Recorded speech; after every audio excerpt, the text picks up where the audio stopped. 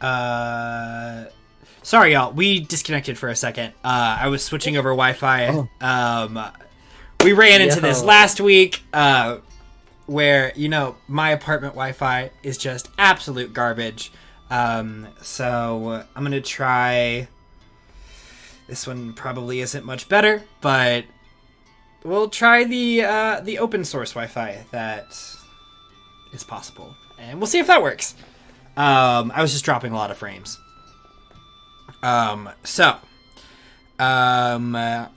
sorry, y'all, if y'all missed our introductions. We do them at the front of every episode, so feel free to check in. All of our names are listed under our beautiful faces. But as saying that, we did lose about an hour of our last episode, unfortunately. Some of the best content of that episode, but it happened. We get over this, and we're gonna do a quick little recap of what happened. So our party had made it to the northern edge of Aofic, the farthest that they can get from Ravensight Academy and from the main conflict that was happening there. As they were just beginning to board the boat to leave town, a familiar face showed up.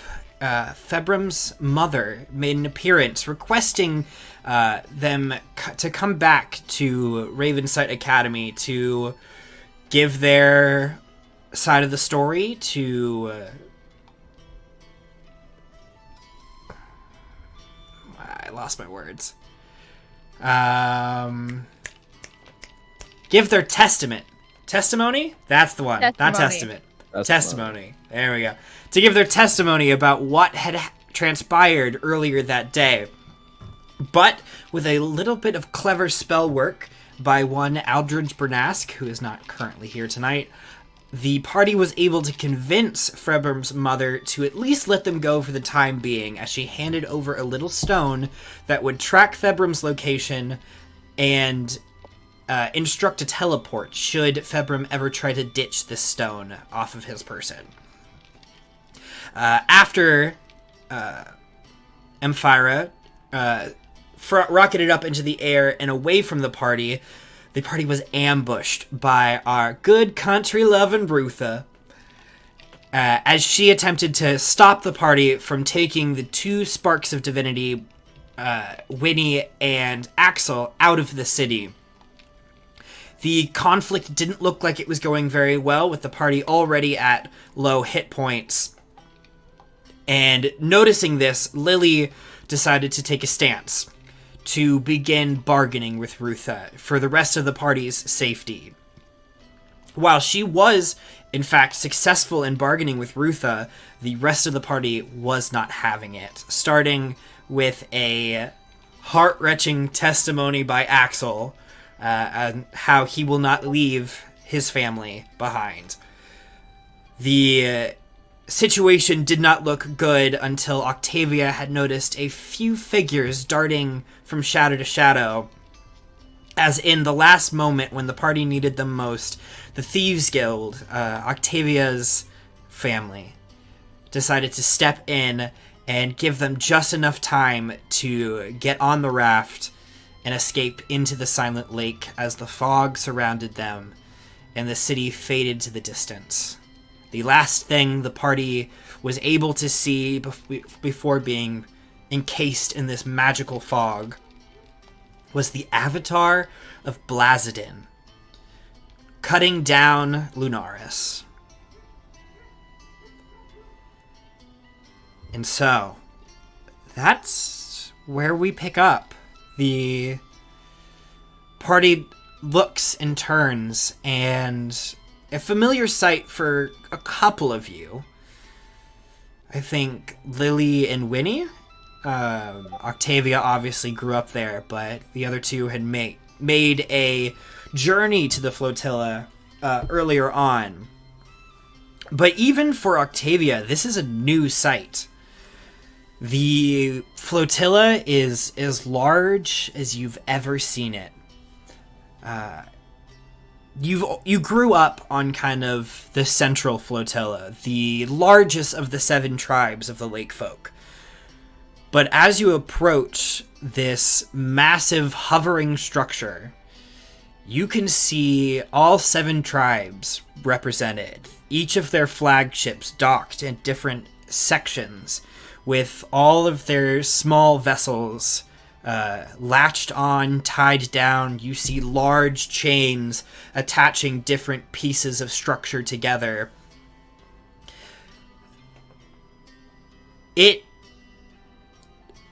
In the past, you've maybe seen 1 or 2 tribes visit the flotilla at the same time.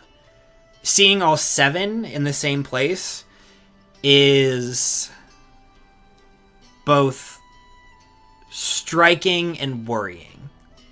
Mm-hmm. Even in the history books, there's very little mention of all tribes docking at the same time. The boat cruises silently, not causing a single ripple in the water, as you approach the flotilla of the lake folk. Is anyone doing anything as we get there? It's been pretty silent this whole trip. It's probably taken you a good half an hour to get this far out, and you've noticed that fog has kind of been surrounding you this whole time.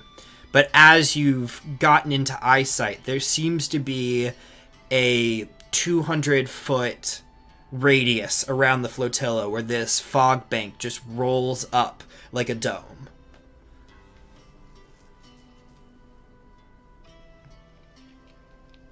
Octavia's probably still standing on the bow. She has been for most of this time, but by this time she's composed herself.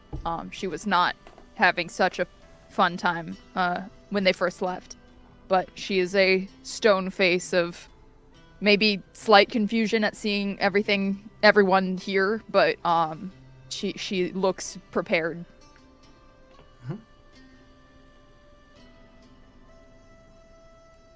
Zephyr is on the opposite end of the ship, still looking in the direction of the city, even though we can't see it anymore.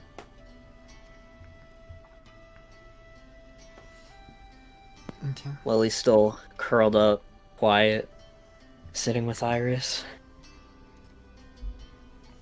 Febrim's still, like, spinning the rock in his hand, kind of. I think there was a point where Winnie's dad had tried to start offering people drinks and then immediately saw that the mood was not quite there. So funny. I like to think like he started doing that, and Winnie is literally sitting there and she just goes, "Oh." Just. I mean, it seemed a bit tense, you know. I'll just drink the whiskey over here.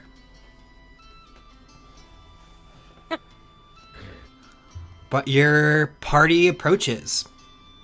It is a bit confusing at first. There doesn't really seem to be room for your ship to dock. You have to kind of be held in a waiting pattern as several other ships are just lightly floating outside of the docking zone. But there is a few individuals that quickly recognize you, Octavia, on the front of the ship, and room is made for your ship to dock and at least unload. It seems like there are dozens and dozens of small vessels that are anchoring 50 feet out from the docks to allow larger vessels to actually make landfall and what it means on the flotilla. Yeah. I think Octavia helps everyone else disembark, probably because they're not used to the weird floatingness of the ships. She helps them one by one get off and onto the flotilla. But I would like to note that as she's the last to step off, she will turn to the fisherman and offer, like, you know, the firm, like, clasping, like, forearm handshake, that for the fisherman, and just say, thank you so much for waiting for my party. Your bravery has been noted, and I would like to reward you sometime. I appreciate it greatly, but my honor demands that I leave it as it is. Well, certainly it is noted. Thank you. He just kind of like gives a small bow, one of those like turn the head sideways, and then quickly hops back in his vessel to allow more space.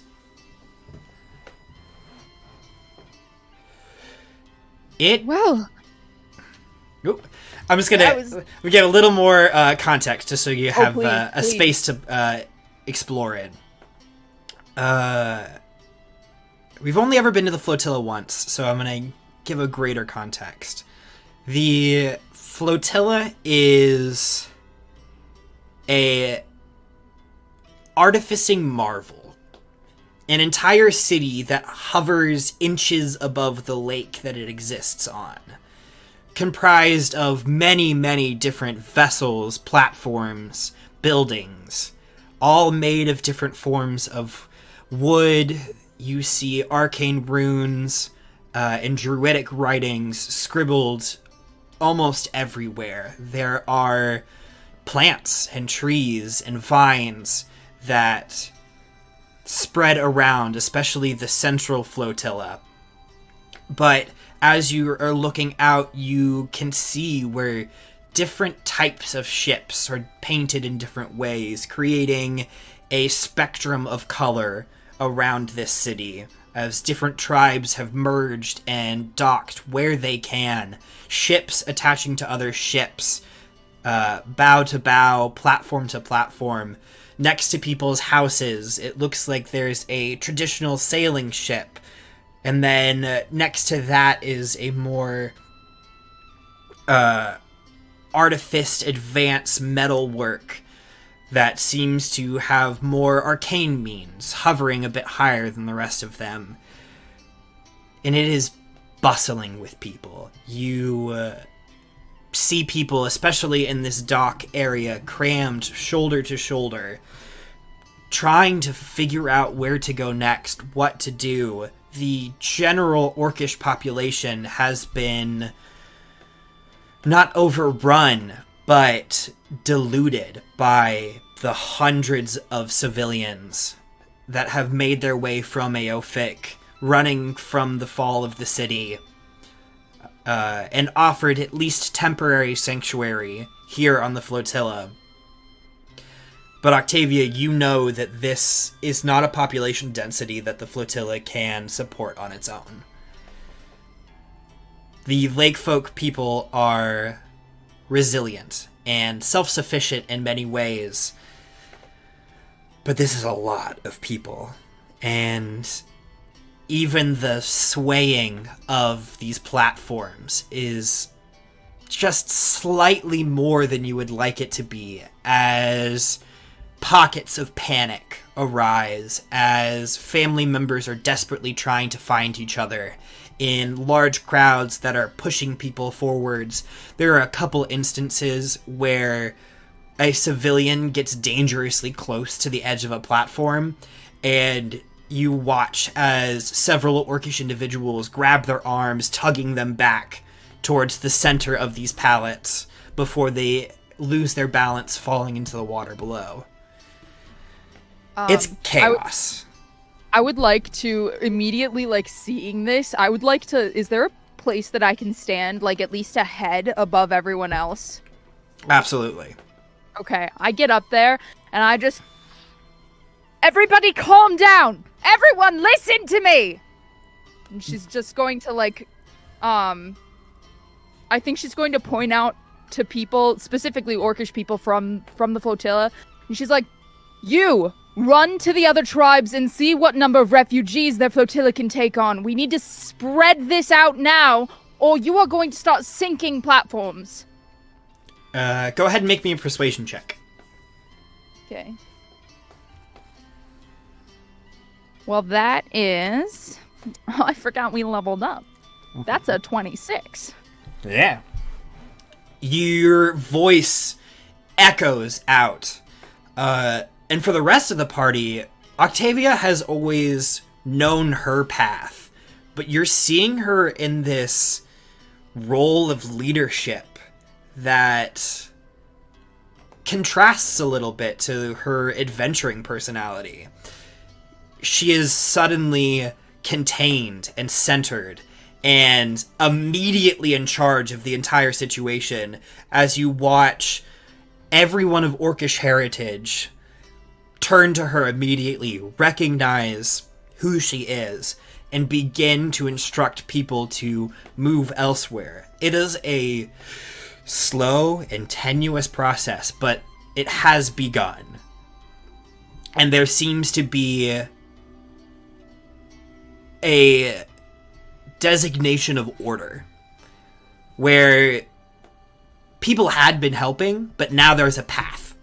As you see, there are a couple druids that will immediately turn into flying animals and begin scattering out to the other tribes to talk to the leaders, to see what the numbers are, to see what everyone else is going on. Octavia will step down and she'll be like, there, that should hopefully relieve some stress. I guess, welcome. This isn't what it normally looks like. It's usually a lot smaller and there's less people and panic. But if you can follow me, I can lead you to some less crowded areas. We should probably go see my uncle. Follow me? And you begin making your way towards the center of the flotilla, one of the very few 3-story buildings that exists, next to a large domed building that, Octavia, you know your uncle is likely to reside in. About halfway there are several Orcish guards that come, give you a quick bow, and then begin to flank you, creating a perimeter. There is an initial kind of confrontation with the rest of your party, but you're easily able to instruct everyone, especially with them recognizing at least one face. Winnie. Yep. These are friends of yours. Mm-hmm. As they begin to carve a path through the rest of the city.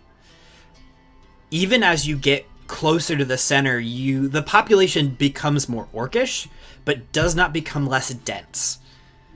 As you hear cries of people calling out for your uncle, asking what's happening, asking why the tribes have been called back. There's just a lot of unanswered questions that are being thrown out into the air. And there doesn't really seem to be many people giving answers. You see a few clerks and individuals that work directly with your uncle, doing their best to calm people. Why don't y'all give me a perception check? Back in my wheelhouse. Nat 1. 30. Dichotomy!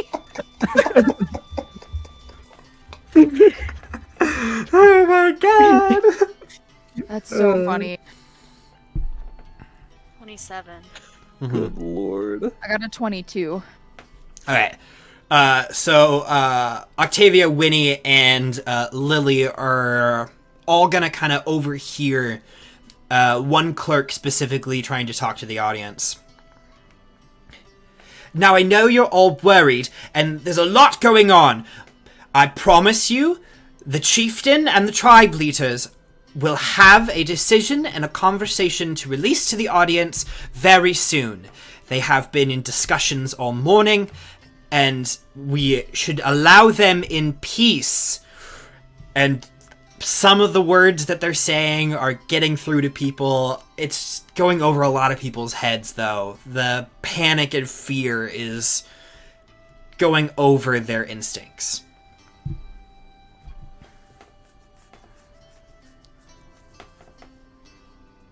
Sounds like things are going well.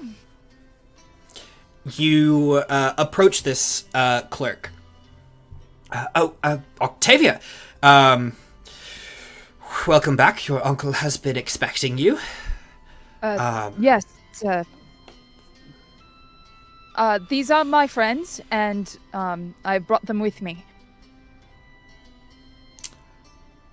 Lovely.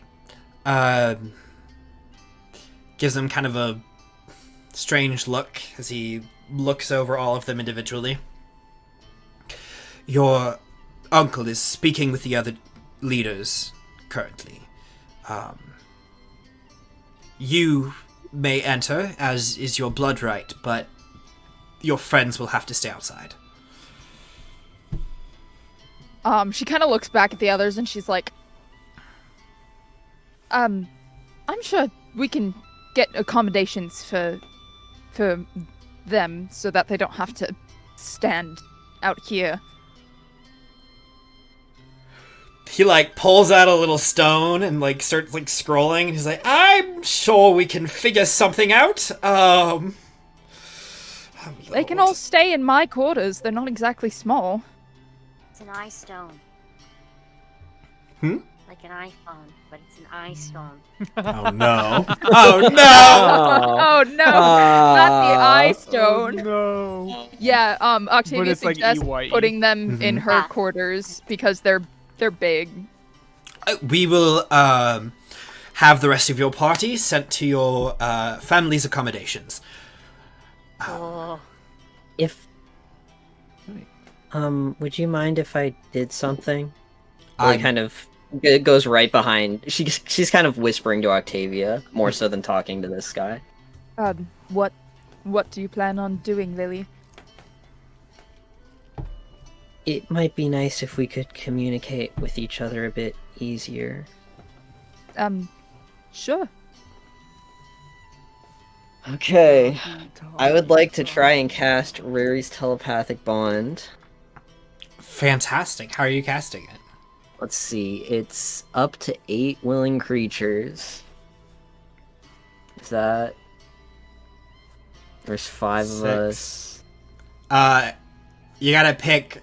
It's probably Al, Winnie's I dad. guess. It's probably Winnie's dad. I was gonna say everyone except Winnie's dad. And Mel. It'd be Winnie's dad and, dad and Mel. Oh, and Mel. Okay.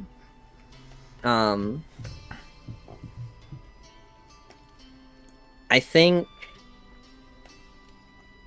she just makes eye contact with each person. And there's kind of a flash of light in her eyes, and it kind of flashes in her eyes and then flashes in that person's eyes, like they're getting synced up.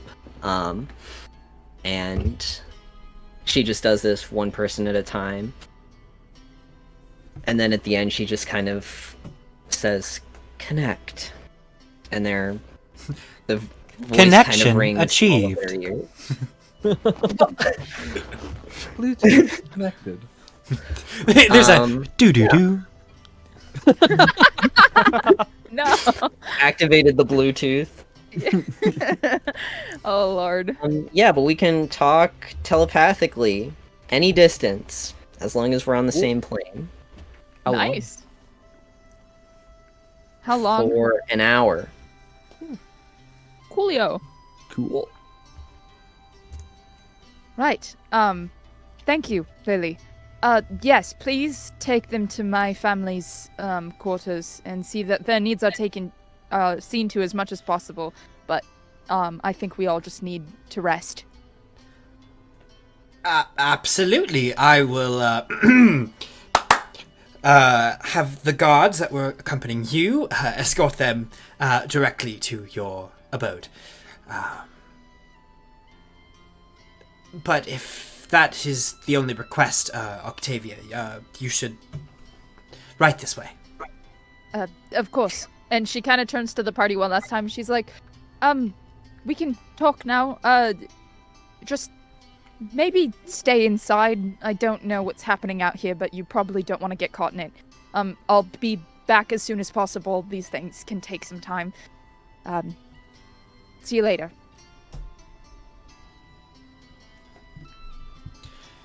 The rest of the party is ushered off in a westward direction as the curtains are drawn back for you, Octavia. This large domed room expands out in front of you. A dim light just kind of hovers about the area. This room has usually used for more of a public council. So there are places for dozens of people to sit, with a kind of smaller circular area in the center for leaders, or if you were ever having a trial, the accused would all kind of exist in this lower circular section. But as you walk in, all of the viewing seats are left vacant, and 7 individuals, a mixture of standing and pacing the floor, are positioned in the center of this room, with your uncle sitting on a, not quite a throne, but a larger chair kind of at the head of this lower circle. There is an intense argument happening. I do not have names for all of these people, but we're gonna do a 7-way argument for a second. Oh. By one person. Yep. You see the leader of the Auga? Yeah. Auga, yeah. Yeah, of the Auga tribe. I'm just gonna add a couple little characteristics. A older woman is like, well, we can't just leave them all to their own devices. We have refugees, we have an obligation. Followed by the leader of the Skype? Is that how we're pronouncing that? Skip. Skip. Of the Skip tribe. A more middle-aged man was like, the flotillas can only handle so much. We have to take care of our people first before we go out on these humanitarian efforts. The conversation continues that way. It seems that there are several tribes that are for taking refugees and several that aren't. Your uncle, Sylvain, sits quietly, and he is the first to notice your approach as you begin to make your way down the aisleways towards this conversation. It would seem we have a visitor, everyone. Octavia, thank you for making your presence known. Uncle, leaders, it is good to see you. The leader of, Favon? The Fiava. Fiava. Yeah. Somebody you don't necessarily recognize. This is a, younger woman, probably no older than you are. Quickly comes up to you and is like, oh, Octavia, can you please talk some sense into these old, ratchety folks? They have no empathy. They're talking about kicking out the mainlanders. Sending them to the shore. I suppose there is time for arguments, but right now, I think, well, let's hear it. Because what happened in Eofic was terrible. And they're probably not ready to start homesteading on the mainland because there's nothing left of the city, at least not anything like it was. The leader of the Shavik, a older man, comes forward. Oh, sweet child, we're not talking about sending them back to the city. That's more of a death sentence than some of us are willing to do. They're strong folks. Even our youngest have to live in the waste for a moment. Yes, but we can't expect all of them to take something as seriously as the rite for multiple days.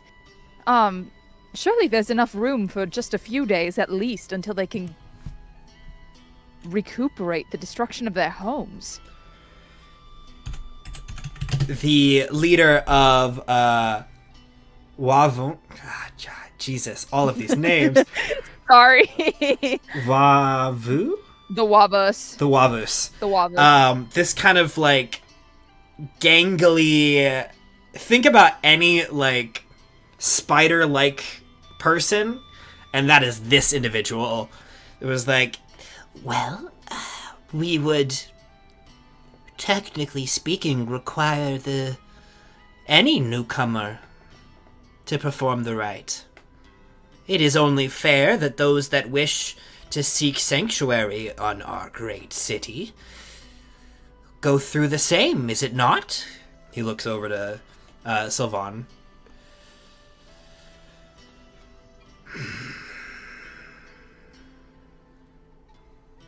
But they are not known to our ways. Can they not take some time to learn them first before we shove them out into the waste?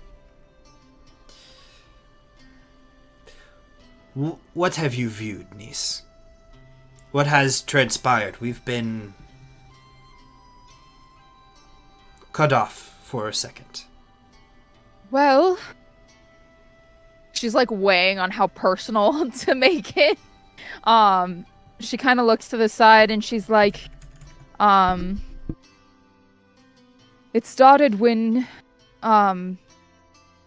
a tournament was held for the 3 bastions, of the city at Ravensight. And, to tell a long story short, the Avatar of Lunaris came down from the sky and proceeded to try and take over the city, out of Professor Drax's hands. Professor Drax, I'm sorry to say, is no longer with us. And the 2 other headmasters of the other 2 cities also tried to bide for power, and in this power struggle, a cult known as the Eclipse has run up from the ground, and either people are being forced into coercion, or there was far more than initially anticipated of these cultists, and they overrun the city, preaching the cult of the sun, essentially.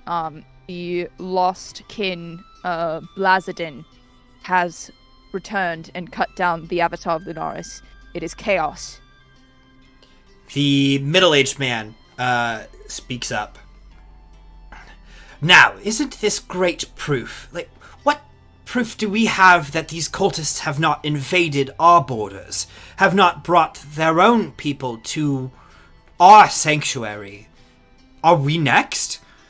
The older woman chimes in. Well, we can't just prove them all guilty at once. We must take time and patience through this. The spindly man chimes in. Patience is not a virtue that we can have at this point in time. We must take action. Our younger woman. But if we take action, what innocence are we harming in that way? There is a large boom that goes through this empty hall as your uncle places his staff firmly in the ground and rises from his seat.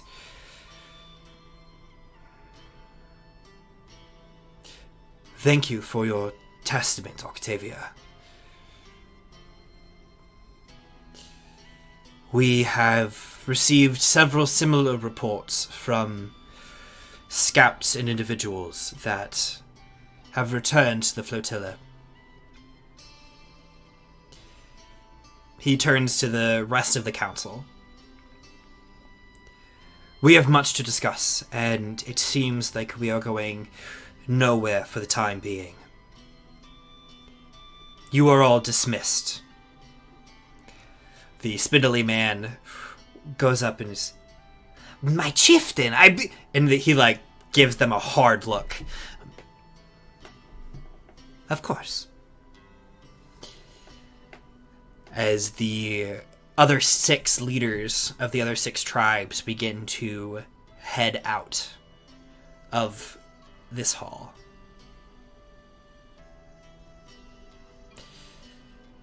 A moment of silence goes past before Sylvain sinks back into his chair, his arm kind of over to the side. He rubs his temple.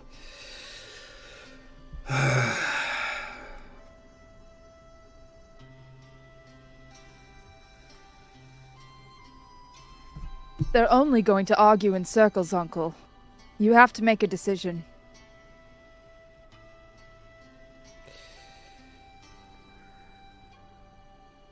I don't think some of them are going to like the decisions I make. Or you, for that matter. You can't possibly be thinking of turning these people away, can you?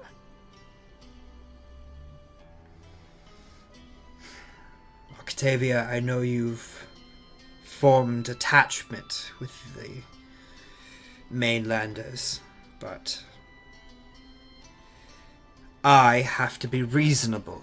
I have to think about the entirety of our people. We can spread the refugees amongst the flotillas. We can add platforms. But what of food? What of water? There's only so much that we can conjure.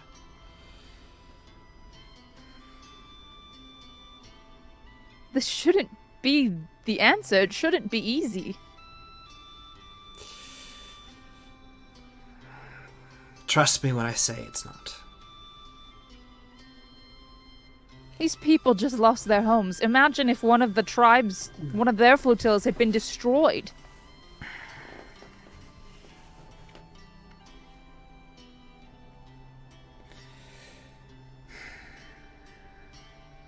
I'm not going to argue with you, Octavia.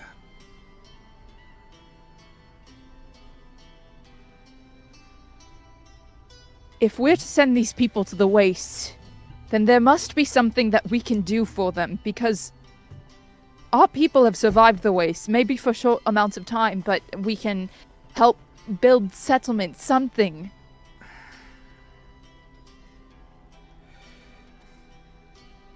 Octavia,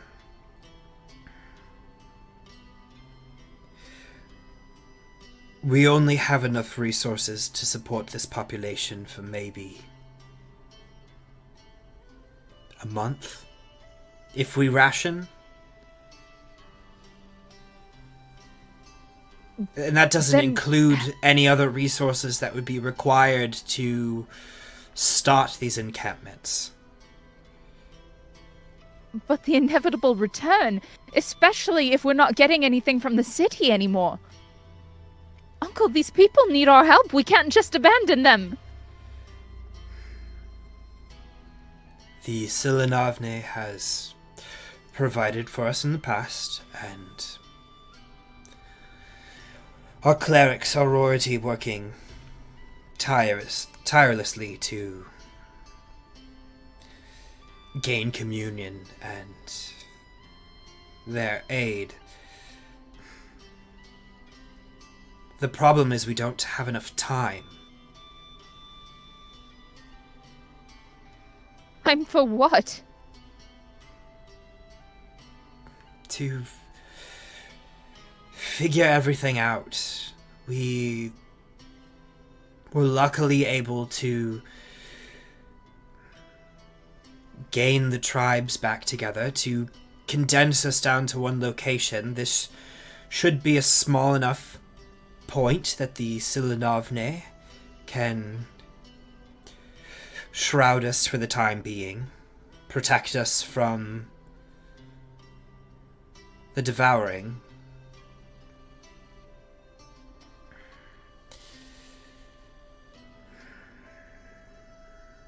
Just can't believe that you would condemn all those people to death. I have to think about our people, your people.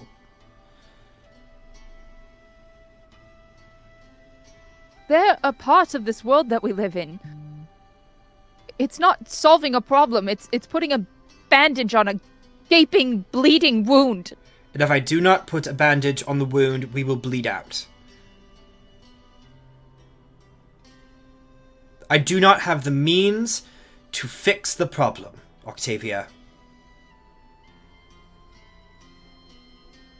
Please, if you have another solution, I would love to hear it.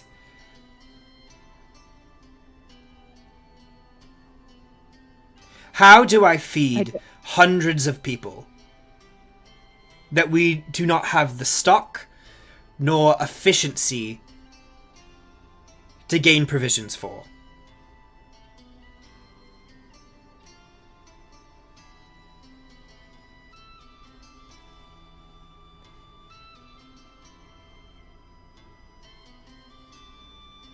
With Blazidon focusing on the city, perhaps the devouring won't be so bad in the waste. You can just see, like, her she's working overtime trying to think of ways to just contend with her uncle. She wants to fight for these people so badly, but she's like, if only you could just think for a moment about maybe trying to build some sort of fringe city or something. What if we moved the flotilla closer to the shore? And then that way that the Silanovni could protect the shore and the shoreline and the city. I don't know, Uncle. It's just not fair. Nothing is ever fair, Octavia.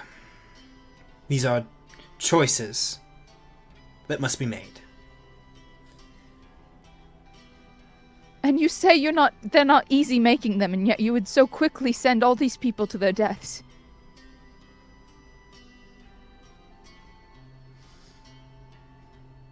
If that is what I must do.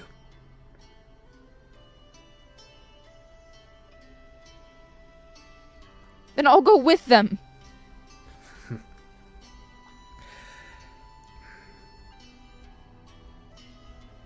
Unfortunately, that's no longer an option you have. As of this morning, it has been decreed that all lake folk were to return to the flotilla and stay here indefinitely. You can't keep me here, Uncle. I can and I will.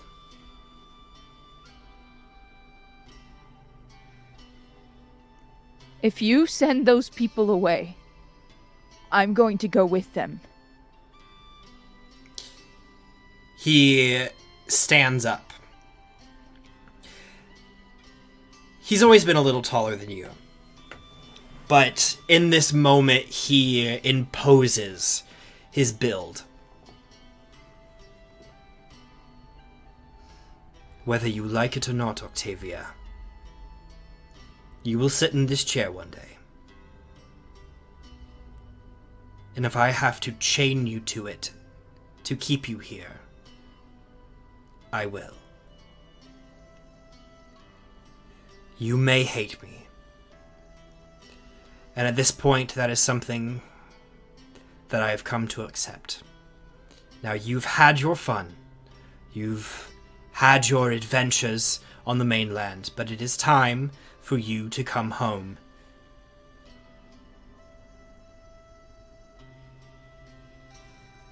What, sit and rot forever?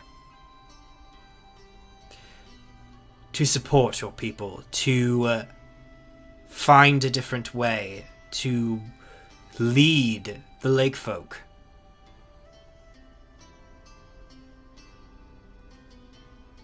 Father would have found a way. I gotta take a second to go back because I was waiting for it. Waiting for it. Max paused, but he would not. So just give me one sec. You're good. You say father would have found a way. Mm-hmm. He quickly snaps back at you. Your father ran into his own death.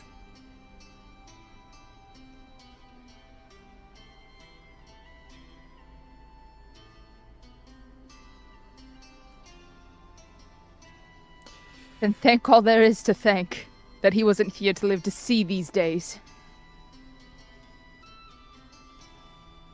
The glory of our people sequestered to a tiny spot. He turns away from you. You're dismissed, Octavia. She, her, mouth opens, and all that comes out is, a snarl. And she turns on her heel and stomps off.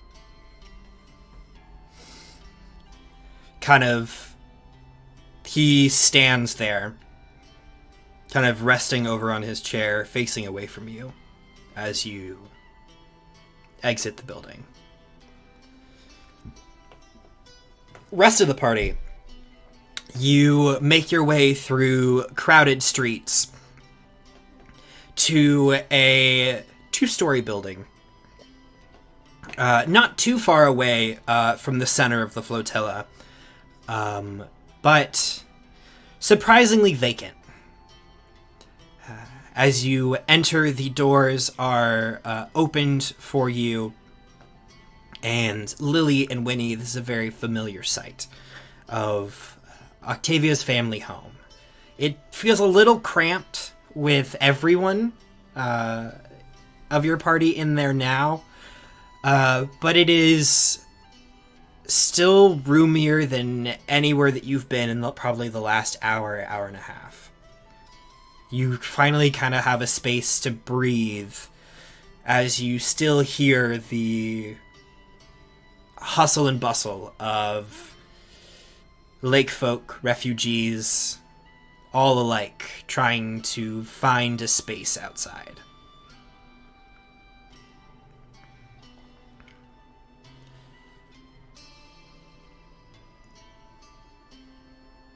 You are muted, Dane.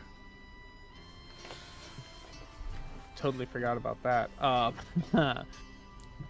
Zephyr leans up against one of the walls, probably facing the door, and kind of does one of those, he sits down with his back leaned up against the wall, and he goes, "Looks like we have a moment. Everyone think it's best that we get some rest. I'll take a first watch, because I have a bad feeling about this." If you have a bad feeling, then maybe we should sleep. Or watch 2 per shift. Don't worry, I got this. And he flicks his wrist, and in his wrist, in one hand appears his gun, and his sword in the other, sheathed, and he's just sitting there, and he's like, "I'll wake you guys up if something happens."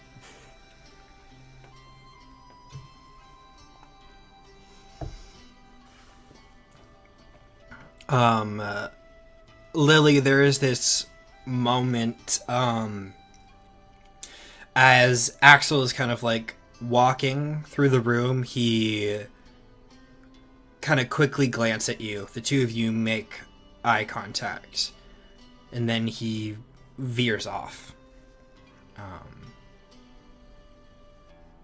and ends up meandering his way upstairs.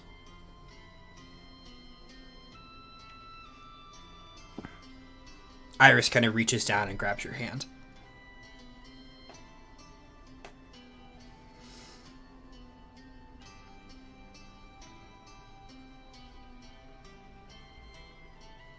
She's just not talking much. I don't know.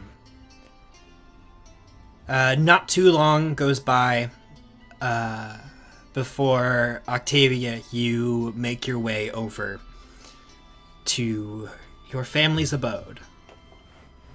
I think she takes a second, like, outside to kind of, like, calm down just because she's furious leaving her uncle. Just takes a deep breath outside, collects herself, steps inside, and she's like, well, you'd find more cheer in a graveyard. Yikes, that bad, huh?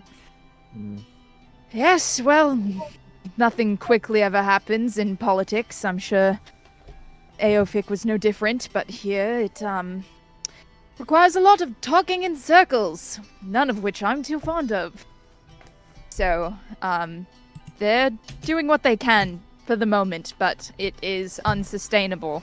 So we'll see what happens. So no decision yet, huh? No. Where are we gonna go? That is, and ever always will be, the question, my dear. Just kind of, like, her brow furrows slightly, just thinking back on what was said. And she's like, for now, take this time to rest. You can relax. You'll be safe here. And she looks pointedly at Ren. Ren, I meant Zephyr. Wow, Wow. it's been a hot Wow. session. Woo! Brain did the flip. Brain did the flip. Yeah, she looks at Zephyr and she's like, you don't have to keep watch. Not here. The lake folk kind of live on a see something, say something mentality, so, you know, there's a lot of... They're a close-knit people.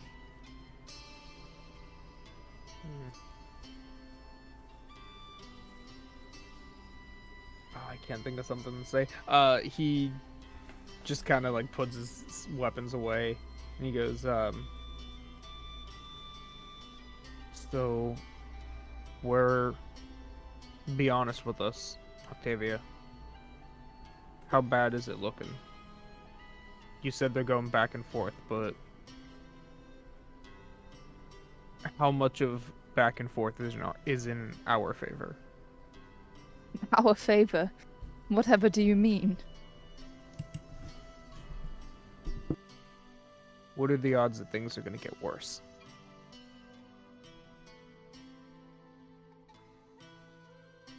I believe, as of right now, we are kind of in a worst-case scenario. So whichever way you look at it, it's going to be bad. Let me just say that from this moment on, it should not and will not get any easier than it has been. Lovely. So what I'm hearing is Rock Bottom has a basement. We've been in the basement. This is teetering towards the pits of hell, but you know, it's fine. Lovely. Well, Yeah, so just take the time to rest, recuperate. I'll see if I can't get us some food, but yeah. She will step outside. I'm assuming the guards are probably hanging out outside. Yeah, she You've got two swordsmen on either side. They're probably standing like a good 6 feet in front of the door to give you like space. You've got a little bit of a front yard.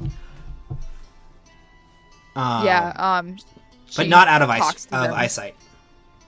She talks to them about getting some food. She's like, it doesn't have to be much, just some rations. We've had a very, very long day of fighting gods and monsters. We will see to it that you have some food delivered to you. Thank you. Your help is much appreciated. Of course. Is your family's all right? We, most of my family at least is stationed here. We're guardsmen by birth, so Nothing too difficult, luckily. You turn over to, like, the other guard, and we have lost a few that we know of. She kind of places a hand on his shoulder, and the lake will remember. Forever. They She died a nods to the valiant two of death. them. That they did. Thank you.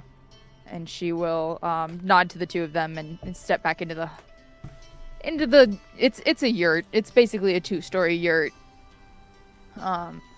It's like, I don't know about you, but I'm exhausted. Wake me up when there's food.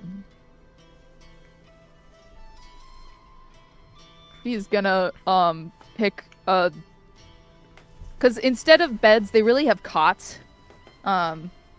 So there's, like, she maybe finds some old cots and, like, mats that she, like, beats the shit out of because there's probably a layer of dust on them. Oh, there is, just like last time when Winnie and Lily came, there is a nice layer of dust across everything. This place maybe gets cleaned like once every 6 months. Literally only when Octavia comes back, and even then she can't always be bothered. And I mean, Octavia, you know that even though your uncle has residency to, like, stay, like, in like your family's abode, he chooses not to. So it kind of stands empty for the most part. She will drag out enough spaces so that everyone can at least sleep comfortably. They might be on the floor a little close together, but they've got mats and blankets and stuff. And then she will, as soon as she does that, she kind of hits her bed and just, like, passes out.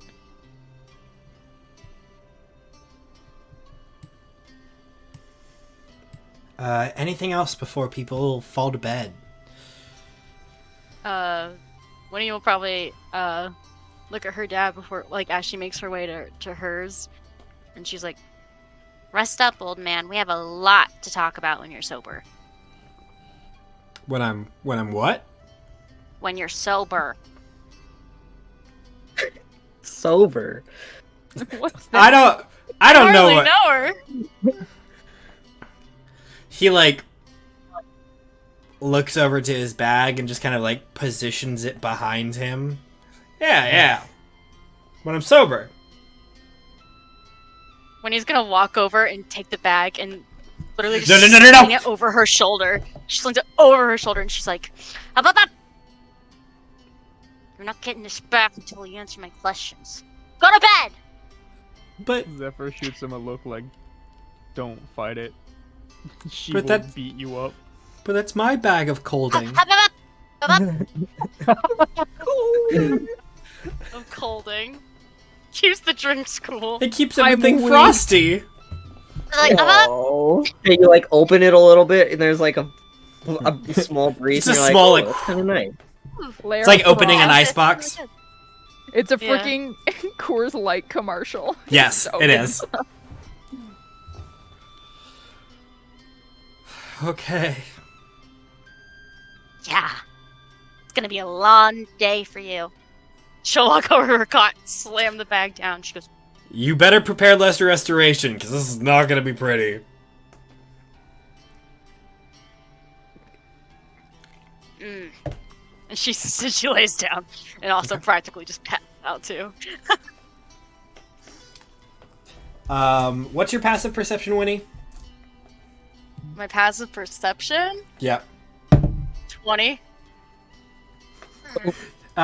You just barely noticed your dad trying to, like, reach over and grab the bag as you are beginning to fall asleep.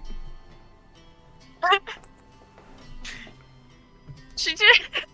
I like to think that she's like sleeping with like her This is gonna sound really funny, but I like to think she's like sleeping with her like warhammer next to her, just because like she knows in like the Mhm. back of her head, and she like glances over and looks away, and she goes boom and like slams it right next to his hand, and she's like, Go to bed. Oh, I was just stretching. Oh, God. Good night, Winifred.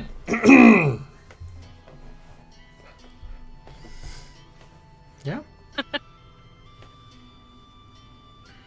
Anyone else? Okay. No. As you all drift into exhausted sleep,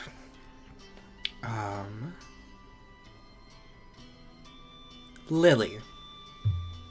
Oh, thank God it's not me. Let's go.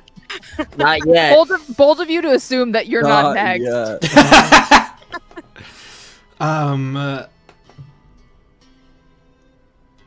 You begin to fall asleep for the first time, or go into trance, I guess. Mm-hmm. A different sensation than you've experienced in a long, long time. And you feel a pulse of warm, welcoming energy fill your chest, traveling its way up your body. You feel the weighted compression around your head. That moment just before a migraine sits in, as it's just kind of pressing down on your brain. And you feel yourself pulled into this different scape. One that has been described by a party member numerous times. You look around you and you see flames licking at your clothing, towering in the distance. But your immediate surroundings are a fine, finished, long wooden table. There's a chair to your right, and you see a tall figure, 10, 12 feet tall, standing with their back to you, positioned next to the leading chair at the other end of the table. And a voice just fills the space. Ah. Lily, is it?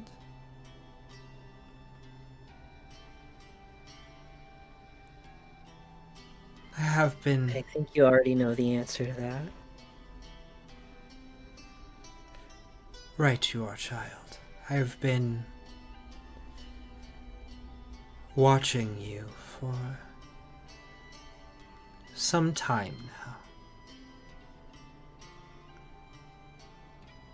Your passion is admirable.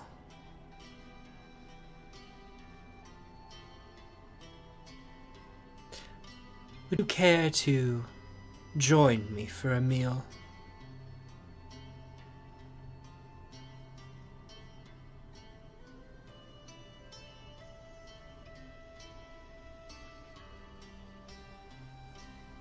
I'm not sure what it is you're trying to do, but I don't think it's in my best interest to be making any more agreements. Then allow me to offer you nourishment, in the very least. He waves his hand to the side, and you see glittering sparks of gold seep from his fingers and onto the table as a miraculous feast of food corporates on the table itself.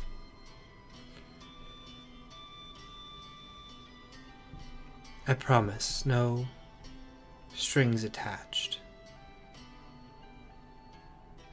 Please, eat with me.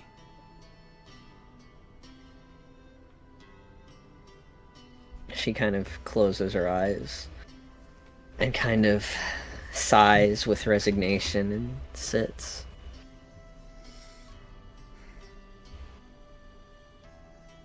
Would you mind if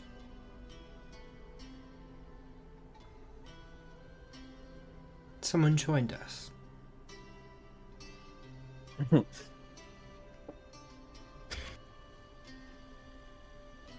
That would probably be better.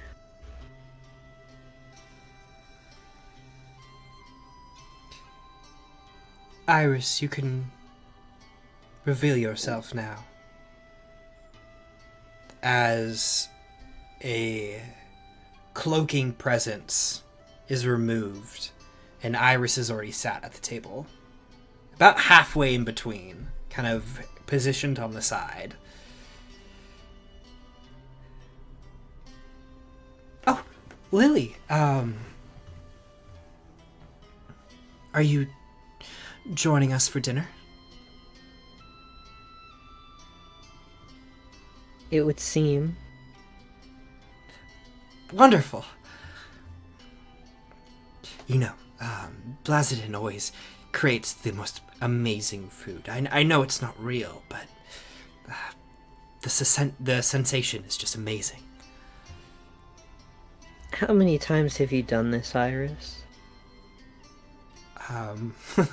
She looks over to Blazidin. It's been too many for me to count at this point.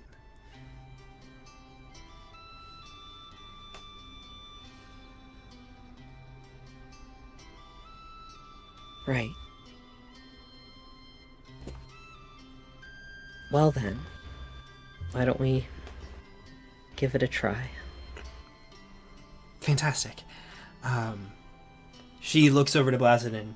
May I reposition myself? Of course, child.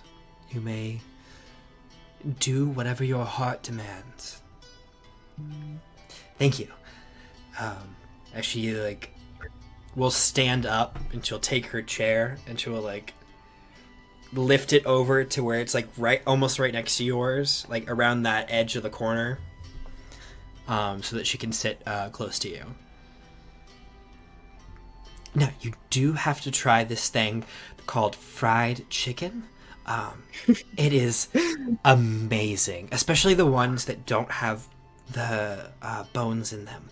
It's something that we couldn't even imagine. He says it's the Colonel's special recipe. It's the Colonel's special recipe. I hate. Blend of 12 spices man. and flavor.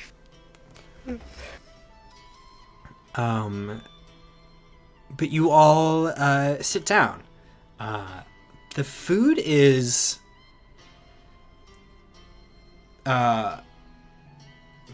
ethereal in one way, but there's the sensation attached to it is real. It's almost like your outward senses can't comprehend what's happening, but as soon as you go to take a bite into the food, everything becomes real. The flavors, the texture is perfect. It is anything that you could ever want in nourishment or food. Everything is cooked to perfection. Any flavor that you would want is existent on this table and is present and calling out to you. But you eat for a little bit. Or, I guess, does Lily decide to eat? She eats slowly, hesitantly. Mm-hmm. She's being very mindful right now. It kind of goes on in silence for a second.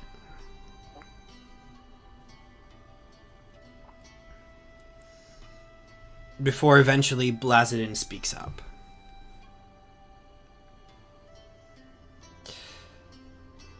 Lily, allow me to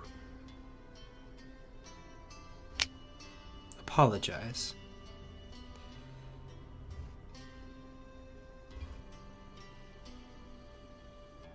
You want to apologize?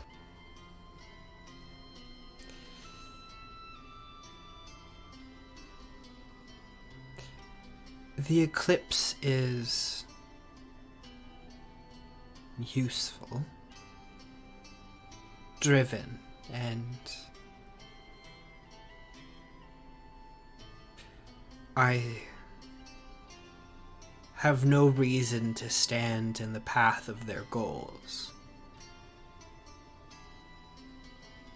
But they don't directly speak for me.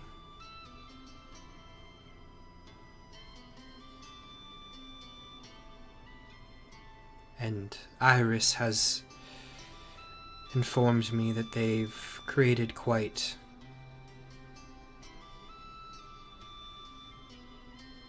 the difficulty for your family, and that is not acceptable.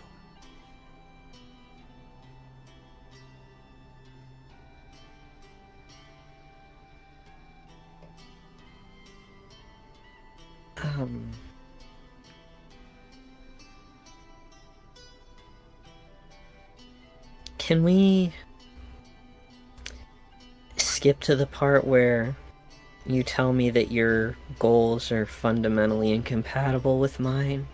Because I spent a bit too long trying to entertain the eclipse only for them to do this. And I know you're not going to stop them. But I wish I would have known sooner. You see that Iris kind of like flashes a not fearful but worried look towards Blazadin. The look that you give someone when somebody else doesn't give the response that you wanted. Mm-hmm.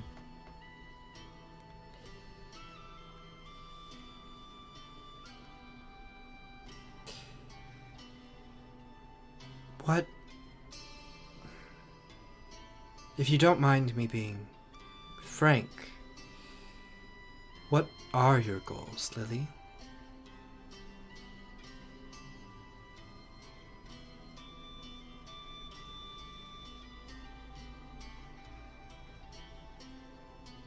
I just want my family to be safe. It's always been my goal. But your plague has made that difficult. And now your followers have made that difficult.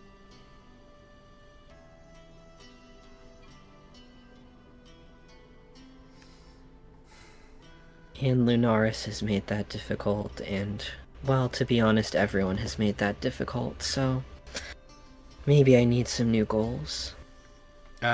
When you mention Lunaris, like, the grip on his silverware gets very tight. The metal begins to melt in his hand.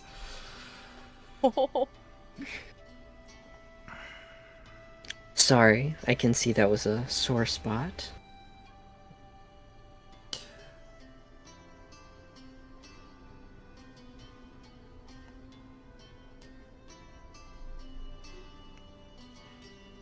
I don't want to be rude.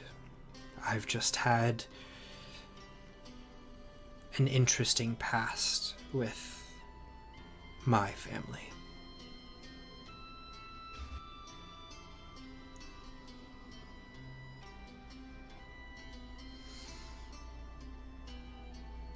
I understand.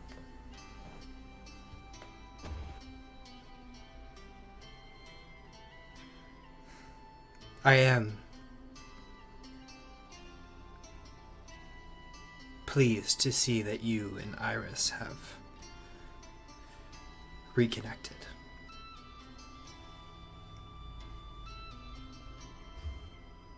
Iris has informed me of many things, and I hope that this opportunity will allow the two of you to reconnect, to undo some of the wrongs of the past.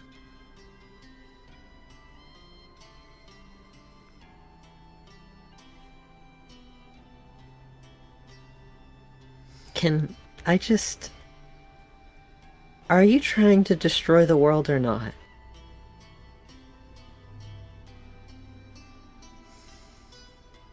A very broad question. You've introduced a plague that literally kills everyone. And we have 3 cities in the entire world that have people. And now we don't even have that because the eclipse is destroying one of them. And also because, I don't know, Lunaris couldn't bear to see it managed. It just seems like your mission is not to save any of us.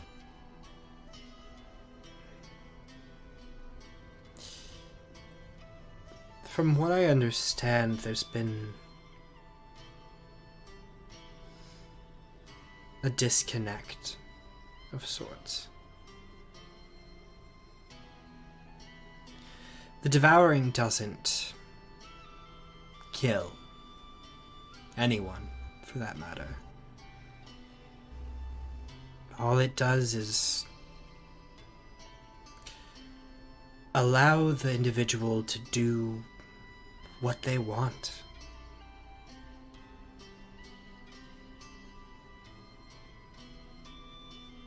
What does that mean?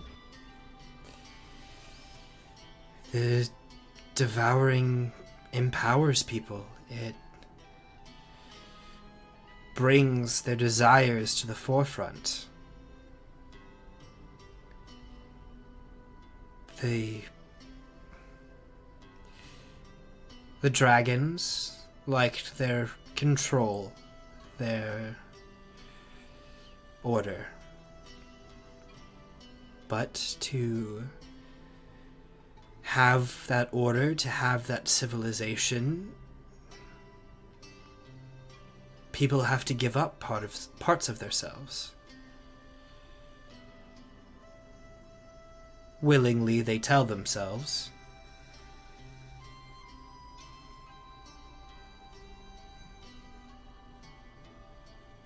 They sacrifice.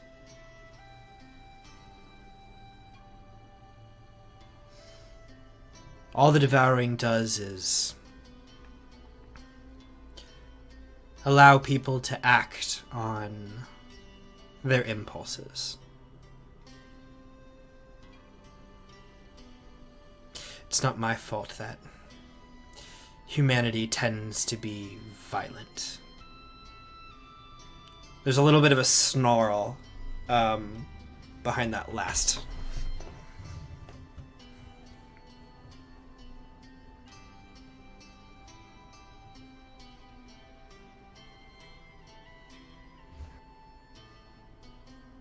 So it manipulates people's minds? Is that what it does?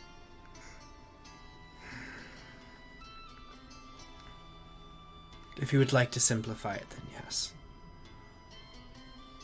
I don't want to simplify it, but I don't want to paint it with a rosy lens and say it's helping people's dreams come true or something. Because it does something, and people die because of it. And even if it's just revealing their basest instincts,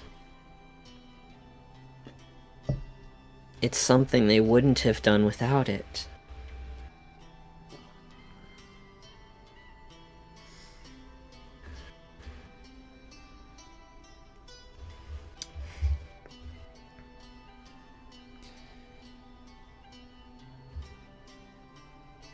But I don't think that answers my question exactly. Are you trying to destroy the world? You know people are going to do this. You know people are going to die. And you introduced this anyway.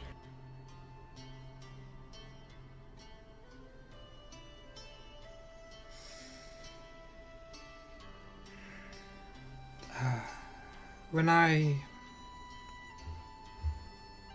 originally took claim of the Fiendish Shard,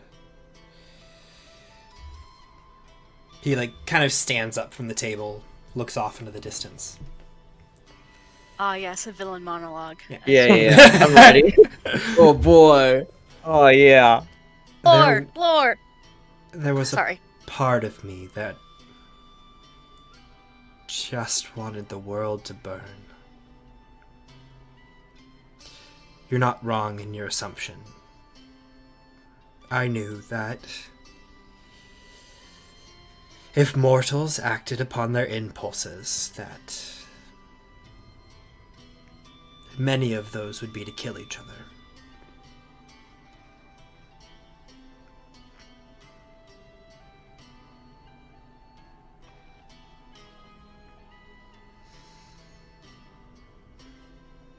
I did want the world to end.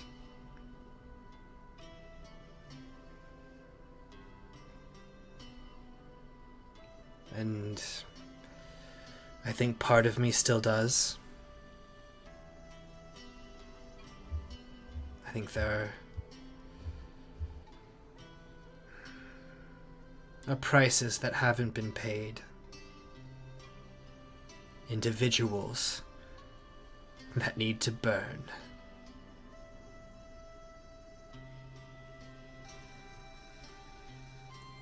But I'm not ignorant enough to think that there aren't those that have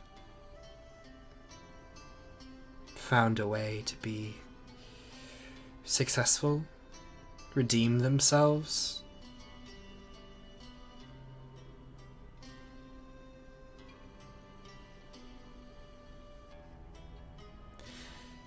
At a baseline, I believe that the world needs to be swept clean.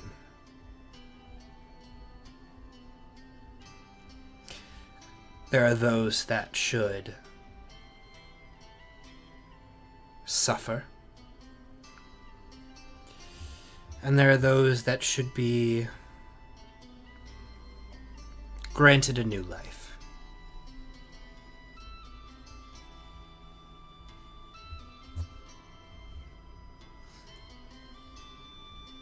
But whether or not it is the phoenix or the firestorm, the world will burn one way or another.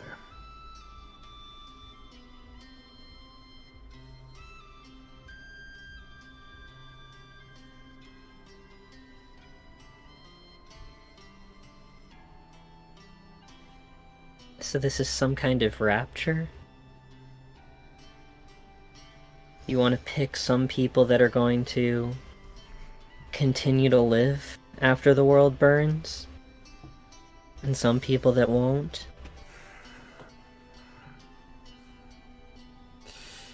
If all goes according to plan, it won't be up to me to begin with. I won't even exist.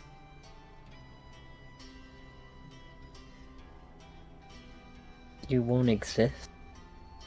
At least not as I do. As you've pointed out, committed quite the sin myself. I don't think there would be a place for me in this new world.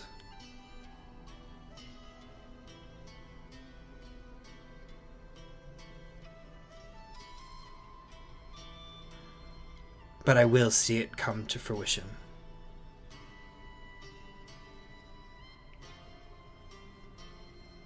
So, just like logistically speaking,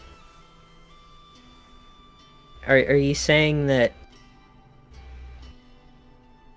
we're going to die and be resurrected or reincarnated or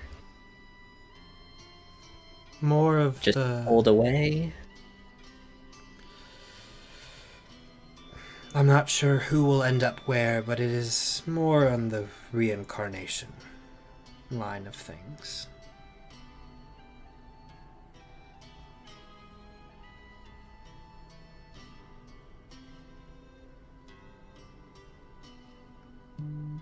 But you're not the judge. I'm too partial. Who would be impartial? Who can be? The gods aren't. We certainly aren't.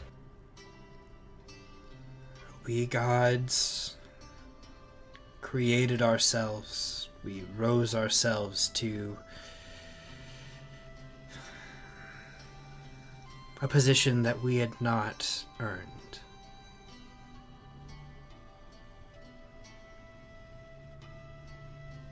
But there's something out there.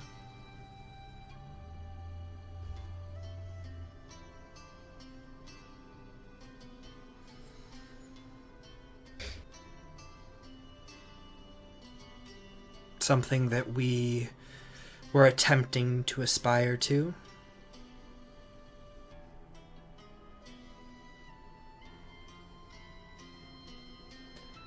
He kind of glances, his like eyes kind of trail down to wherever you're storing the material shard.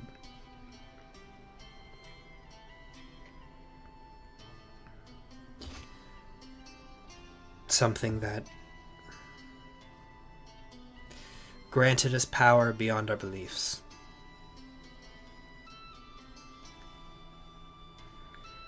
And I have to have faith that it will know best.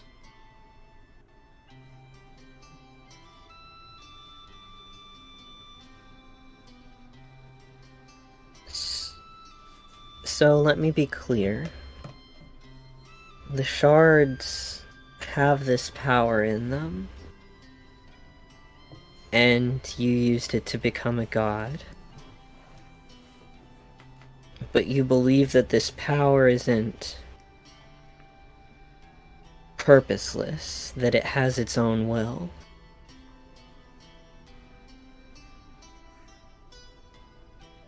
We chipped away fragments of a personality. We were too naive to understand it as a whole. We were too selfish to take the time to try to understand. So you want the shards brought together to be the judge.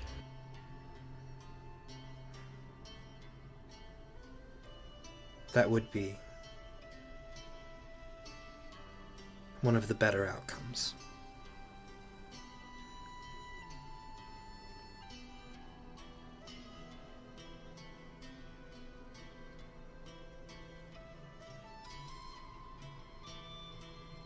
Can...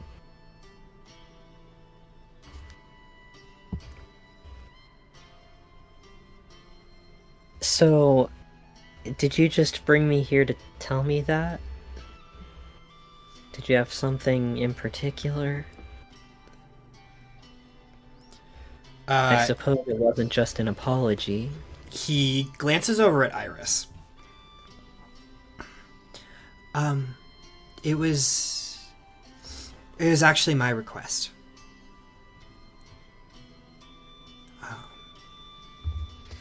You seemed a bit lost.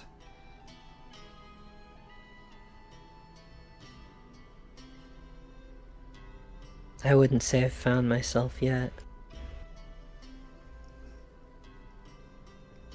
And no, no rush to do so, but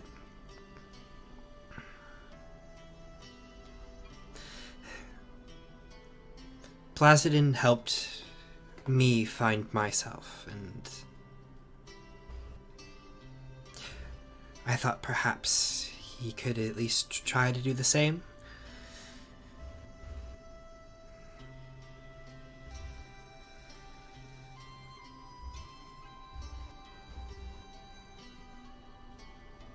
It's given me sight of something I didn't see.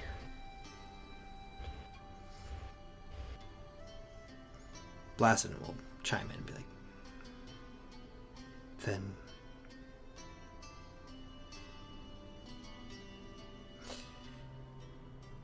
then you should go out and see what that new sight reveals to you.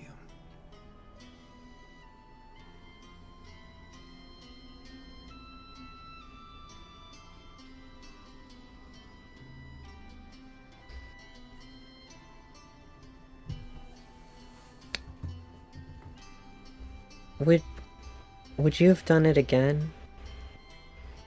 Would you have spread the devouring over our plane, knowing what you know now?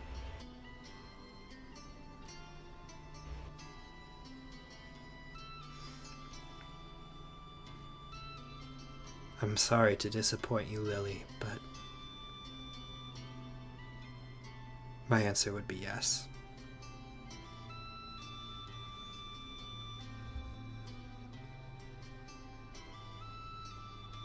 It's not a disappointment. I'm glad to know that the gods are human.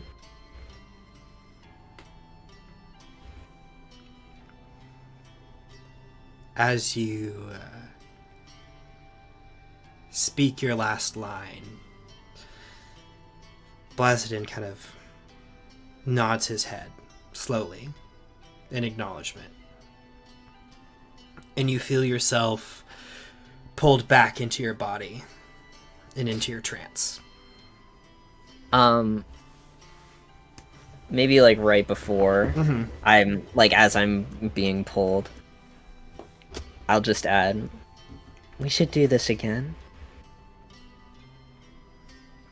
He'll as you see the vision being pulled away, he will pick up a goblet of deep red wine and gesture it in your direction.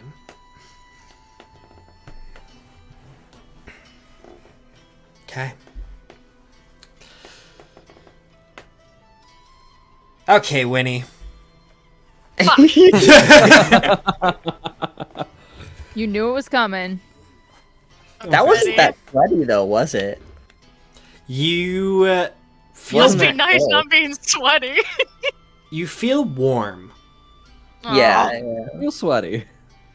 just perspiring a bit. Mm-hmm. Not uber sweaty, just a whittle. Winnie, you Yeah. catch yourself in a dream of you flying over a lush, beautiful green field, soaring above through the clouds on your broom.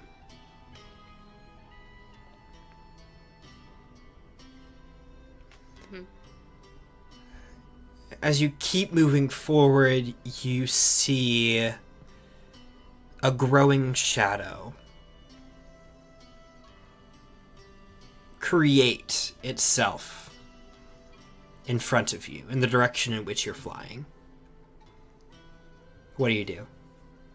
I'm gonna stop flying in that direction. I'm not gonna go the opposite way, but I'm gonna stop and be like, excuse me.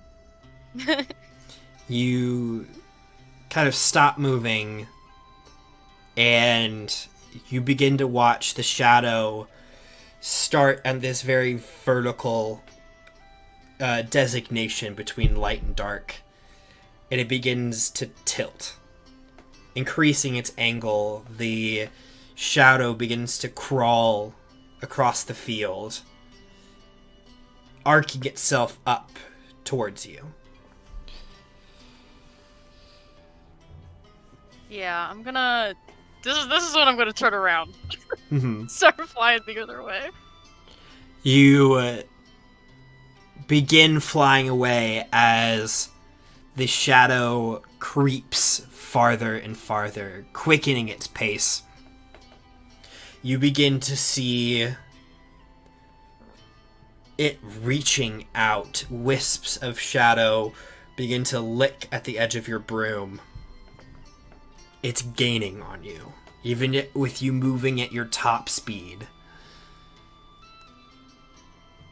What do you do, Winnie?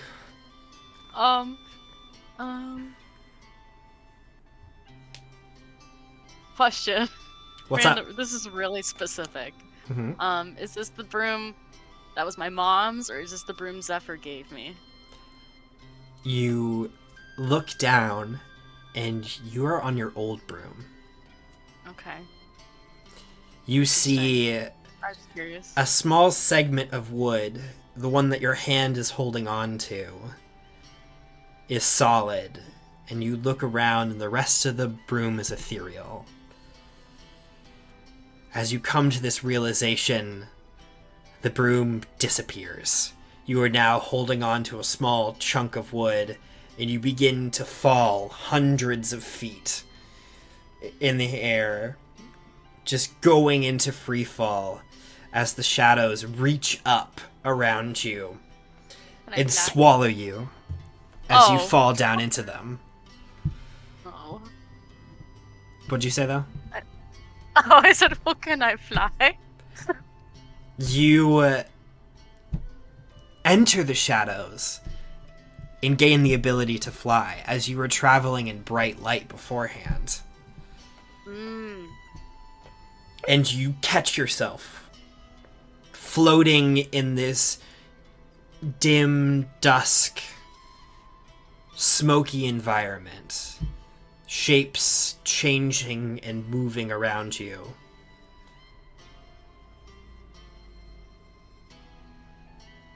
As you hear a familiar voice.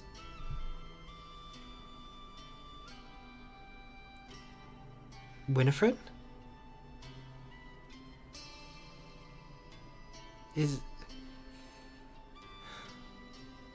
Sister, is that you? What? Wait a minute! No, what? Wait, what? She's so confused. She's shook. She's like, yeah, wait, what, huh? No, I mean, yes, but... What? You begin shifting around, looking for this voice. The voice of your brother. I can't talk now. Find me, Winnie. What do you mean? Where are you? I've been working with our mother. What? Find me, Winnie. What? As you feel shadows latch around your ankles, pulling you straight down. You feel yourself shoot up from the sensation of falling. And you're back awake. Oh, she's shaken. She's when she like wakes up, like shooting up from like the falling feeling, she's like pale and like shaking. Falling is not her thing. Mm-hmm. not after dying. She is very shook. Does Lily happen to be awake from her trance at the same time? I would like to say that Lily is at least conscious enough to know that you jutted up. I was just curious. Yeah, she kind of takes in like a few shaky breaths and looks around the room, and her hands are like gripping the blankets, so she's like, like she's like, oh, I'm not falling. I'm in a bed. All right. But she kind of like pulls out the. I like to think that now she has that rune chip on her at like all times, and she's just like looking at it. She probably stays up for a couple of minutes before trying to go back to bed. It glows faintly. With a violet light. I like to think she holds it in her hand before she goes back to bed. She just kind of like closes her eyes and has like a silent little prayer before going back to bed.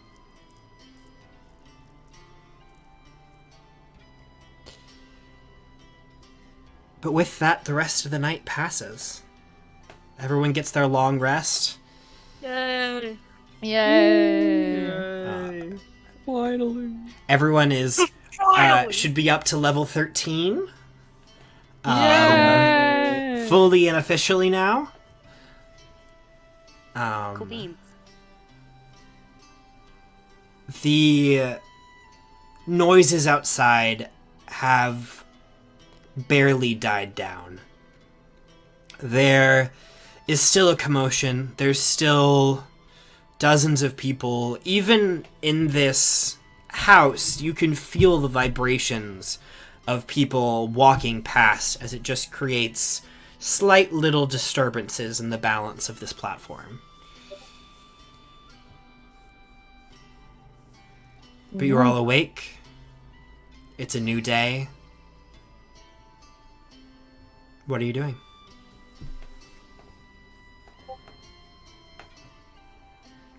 Half.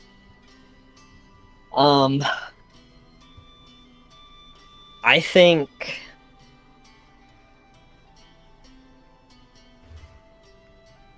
as soon as everyone else is awake, Lily's gonna kind of get their attention quietly.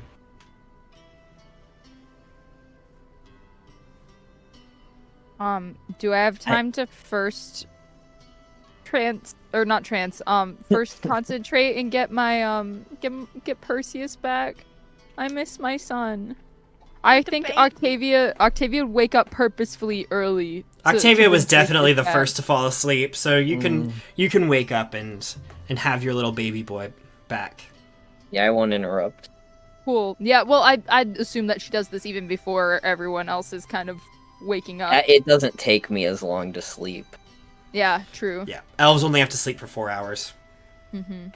Yeah, but Octavia gets Perseus back, and she just kind of, like, looks at him and holds him and then, like, hugs him. There's a moment where he's, like, intensely grateful. He's like, oh my god, you're... And then you, like, hug him, and he's like, stop, too close, Yeah. too close. Yeah. She doesn't let up for a bit. He, like, eventually relaxes into it. Yeah. She definitely is a little emotional seeing him again.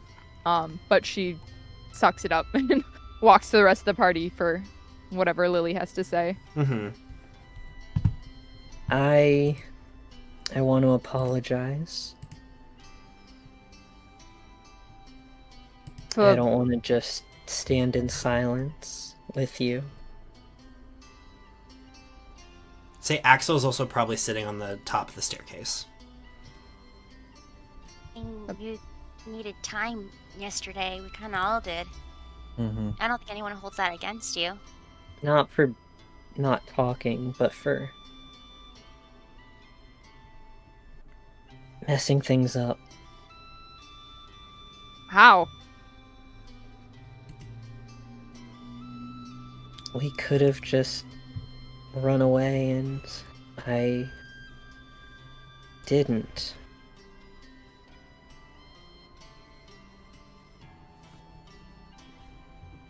I thought I could solve a problem for us. I thought I could keep us safer. But I just made more people die instead.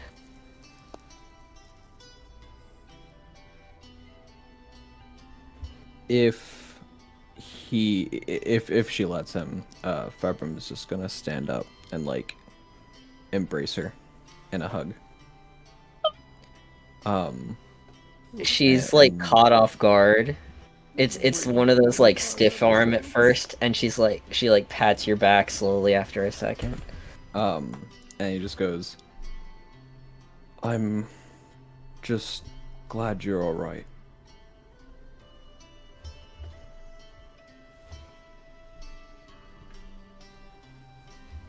Uh, And then he kind of like puts his hand on her shoulders and is just like, but you've really got to stop trying to sacrifice yourself. she starts tearing up when you hug her because it's like definitely not expected. Hey, I wasn't I wasn't planning on sacrificing myself. I thought we could all be safe that way and then we could meet up later, but Love, Putting yourself through harm so that the rest of us could have a slightly easier time is no better than taking yourself out of it entirely.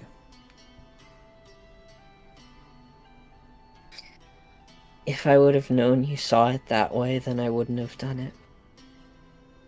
Really, I think that's. I mean, I think I speak for everybody here when I say I think that's why we.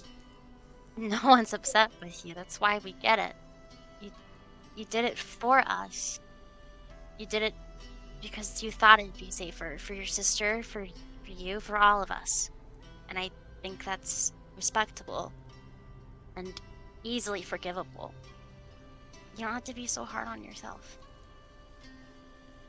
but I would also like to remind you that a lot of us have fought hard and long to stay together, and we weren't about to let that change.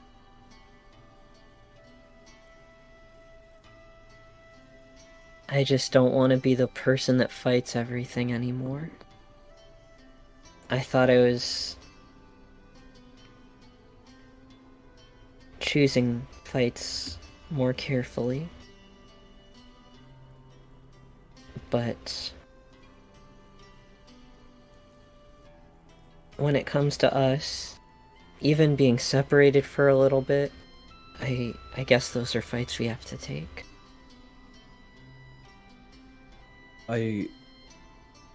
Unfortunately, I don't think we're gonna stop fighting anytime soon, but the least we can do is not fight each other. And it won't just be you fighting anymore. At least, hopefully, it won't feel like that. All of us Well, now together. that I don't have to worry about appeasing the eclipse, that might be easier. But, I don't want to ignore that topic if anyone still has something to say. But I did Ready. have something happen. Oh. Yeah, go for it. Does Axel respond in any way while I was talking before I changed subjects? Make an insight check. Sight. Out of sight. I don't know why I did that, sorry. 25. 25. Definitely beats his 10.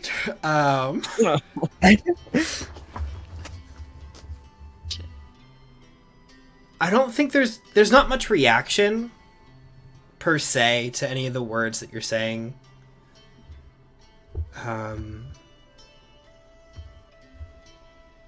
Doesn't seem like Axel's ignoring it or anything. He hears what you're saying.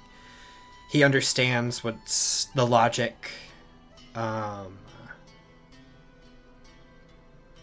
you just can't help but get the feeling that he's hurt.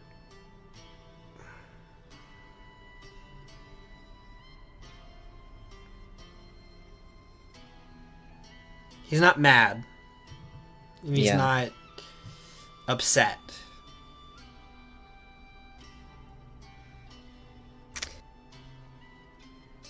Given that, I imagine this is like he has his head down. It's one of those where you're like nodding, but you're not looking. She will move on, I think, because he doesn't seem interested in talking, particularly not in a group.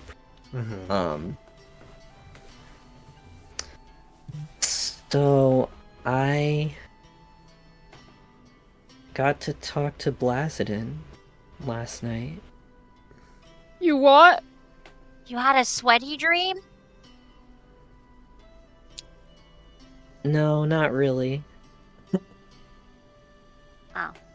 I can't imagine how close you had to be to him for it to be sweaty, though, cause... Anyway, Yeah, I was, Iris invited me, I guess? Iris is in the room, right? Yeah, Iris gives that like As we all shoot our glances. We all, like, the whole party roll at looks her. at Iris and she goes, No, it's fine. She's just done this before, and she thought it would be a good idea. Again. The Like, heads it's like- all go back to Iris. Hey, this isn't about her. Keys? This is about what I learned when I talked to Blasidin last night. Yeah, do tell. He's...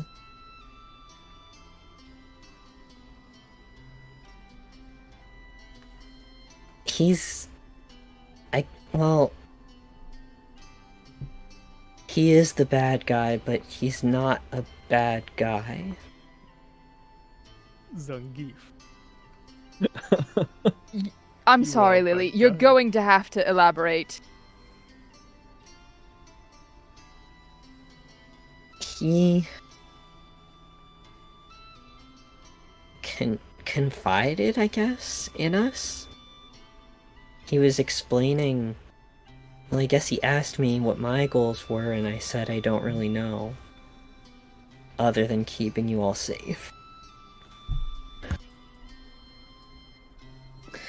But, his goals are... strange.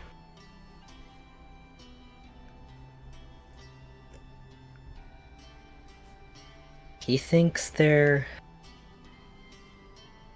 are changes that need to happen. He wants the world to burn, yes, but he doesn't want everyone to be punished. Some people haven't done anything wrong, so they'll be reborn, I guess? And what, he gets to be judge, jury, and executioner? No. He wants to be the executioner, I guess. He set this plan in motion to make sure that everyone was judged in this trial by fire. But he doesn't want to judge. He's too partial. He thinks that when the shards were broken apart, they were breaking apart some kind of personality, some kind of intelligent being, I guess. So he's hoping that when the shards are brought together, that they'll reveal this entity again and they can judge.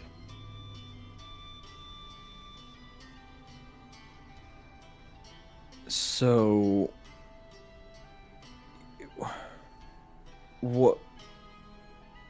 What, he wants everyone to be infected by the devouring and just have it as survival of the fittest? I don't know exactly what he's going to do. I don't think even he knew how it was going to happen. but everyone will be tried. And the good will not be spared, I guess. At least that's what he's imagining.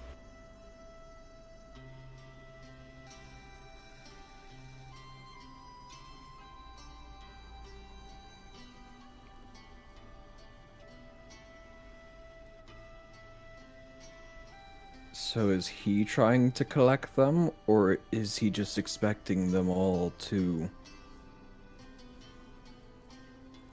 join in on themselves? Or is he expecting us to run and do a little fetch quest for him? And then have him be the one who puts it all together?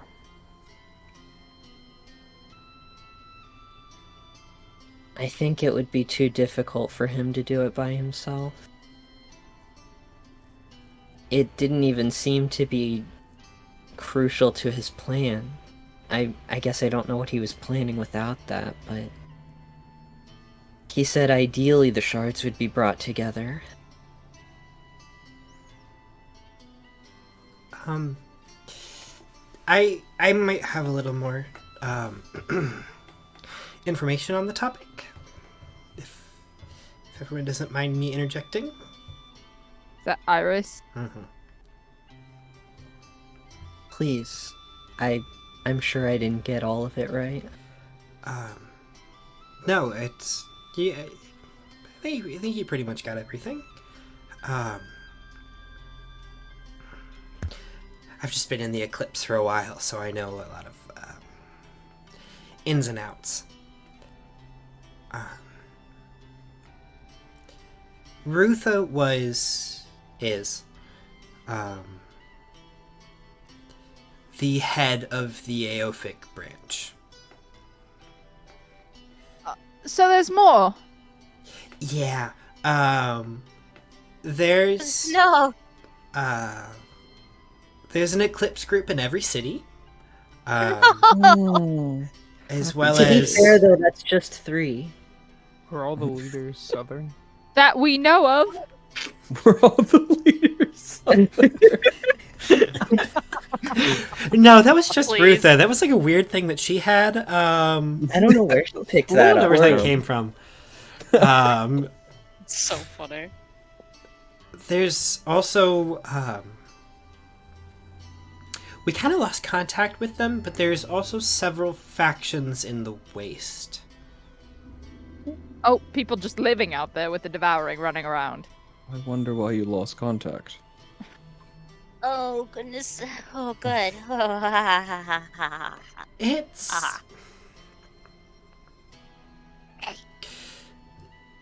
Aophic was definitely the largest branch, but that would be because we knew that there were 2 shards in the city. So wait, are they all about collecting the shards for Blazidon? Is that like the purpose? There are outside of the people in this room, I'm not sure if the other members of the Eclipse know about the shards as a whole. Oh. It's kind of just kept to like need to know basis. Huh. But at least a baseline, the Eclipse wants the shards. Each faction has their own desire for them. Rutha's was for scientific advancement. Of course. But every Eclipse member has kind of an ingrained need to find these shards.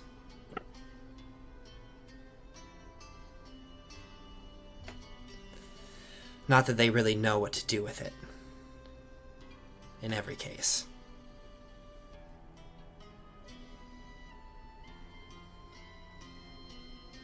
Do you happen to know why the other ones want it?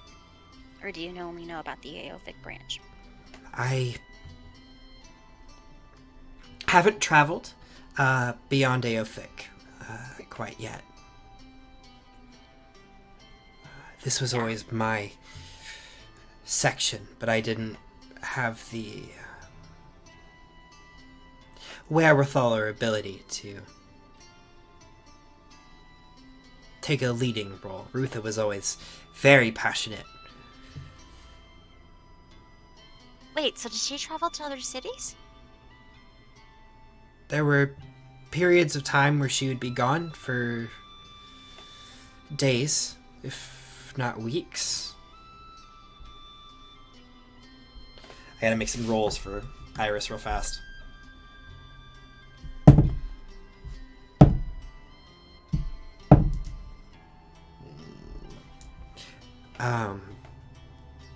I made attempts at points to try to figure out more information, but Rutha's chambers were always locked, so only so much I could do there.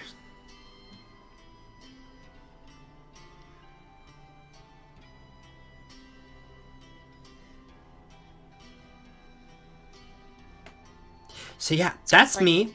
Yeah. I'm gonna go sit back down now. Hey. Well, as it sounds at least, both the parties that we were with and the parties that we may be against, both are looking to combine the stones, or the fragments. So I say our goal really hasn't changed. Sorry, Iris, I had another question. Mm-hmm. You would know best considering you were with the Eclipse. The Possibly. longest. Lily said you had a bunch of dinners with Blazidon. Yeah. Has he... Forgive me if I'm stepping boundaries. You don't have to answer. But has he ever spoken to you personally about, like, the Eclipse in general and how he feels about the Eclipse? I've posited questions before.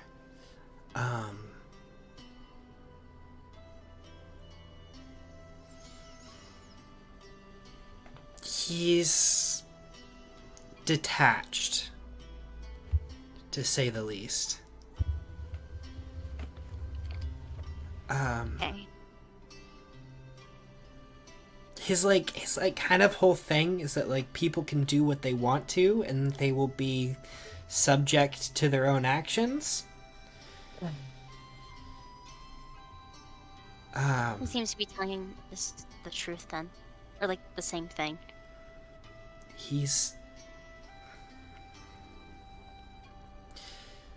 Placidin's an interesting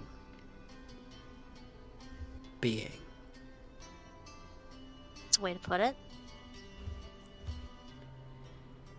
If I had to scale him anywhere, I'd put him more on the neutral. Probably very neutral. Yeah. I mean, it goes without saying that, like, he has condoned millions of people's deaths.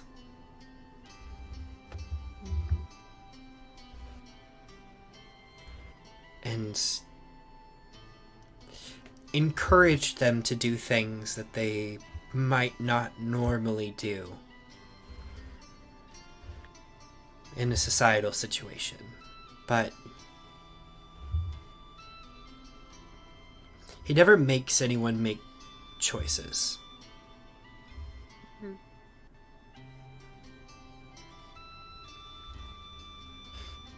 It sounds like someone who just wants the abilities of a god. none of the responsibilities.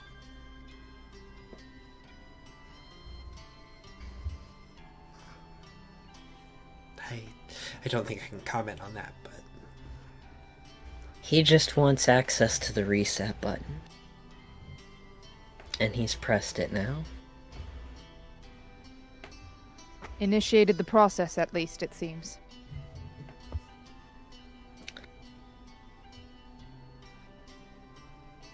I don't know if this will mean anything to you all,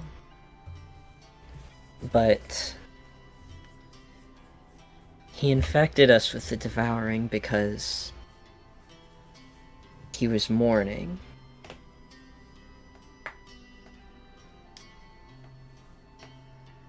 And he explicitly said that he knows what he's done, and that it's not right, and that it's unforgivable, and that even he won't have a place in the new world.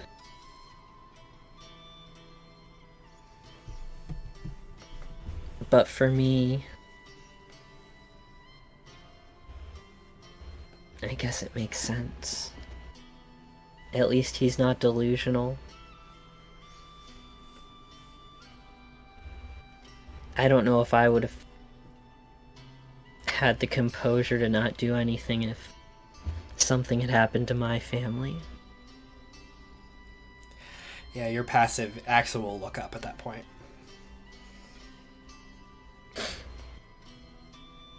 Yeah. I think that's kind of why I felt so comforted by him and trusted him so much when the whole thing started. I don't exactly agree with his reset button methods, of course, but Isn't that what we're trying to do? Just with a different outcome. mhm. I I guess guess the it's right. important thing is that he's on our side, at least for this. He can't undo the mistake he already made, but it seems like he's supportive of what we're doing. Well, Oh. if he's being so supportive, then does he have an immunity of the devouring to offer the people who are looking for these fragments anything? I don't know, it was only one conversation. And I definitely didn't want to make any agreements without talking because I understand. I need to make sure that I know what you all think first. Well, I can tell you right off the bat that I don't trust him. But if he's not going to stand in our way, I'm not going to argue. Because after we fought Lunaris, I would be happy not to fight any more gods anytime soon. Mm-hmm. Yes. Maybe he can at least deal with her then. Pit them against each other. He's already destroyed her avatar. We all saw it. He definitely doesn't view her fondly. Yeah, they seem to hate each other a lot.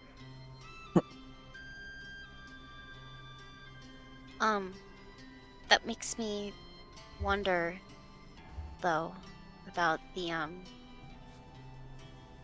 the other goddesses. I mean, we fought Duskgradil, thinking that she was fighting for Blazidon at the time, and went a little cuckoo, trying to keep him locked up. So I wonder where her stance is. But I also kind of wonder where my mom's stance is. A while back when I dreamt about her and was talking to Blazidon a lot, she told me to run. I don't know if that means anything super important. Which super important, speaking of, I also had a dream last night. Lily, are you done? I don't want to interrupt. You were already talking. I'm sorry. Well, no, you can keep talking. It's okay. Okay. So yeah, important dreams. I kind of had a dream last night that, I spoke with my brother, and apparently he's working for our mom. Which is crazy, because that means, he's also a demigod. Which I did not expect, oddly enough. I thought we would have, like, different moms or something. But there's that. So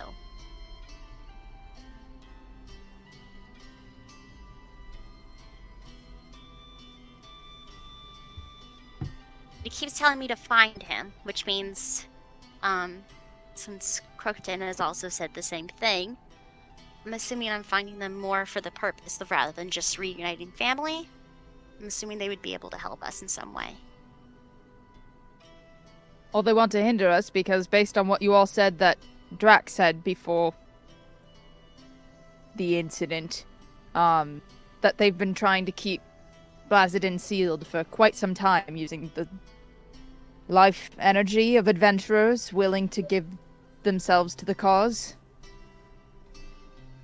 All I caution is not to expect to be completely on the same page as your mother, considering how Lunaris has had a hold on the sisters for quite some time.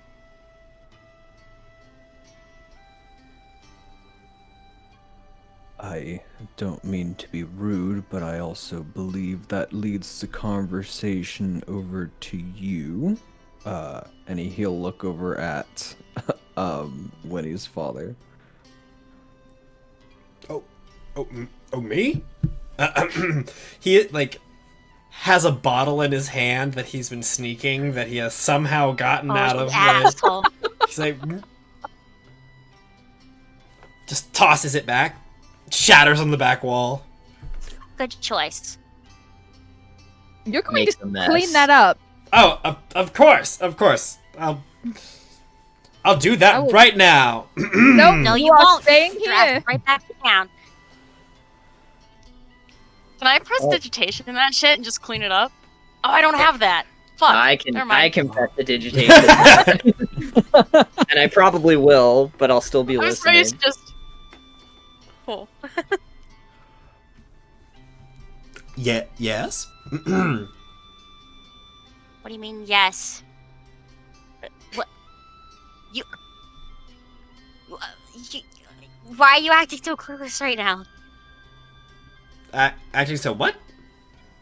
Dad, Yes, sweetie. you have a lot to explain to me and to everybody here, and probably to Garen whenever we find him.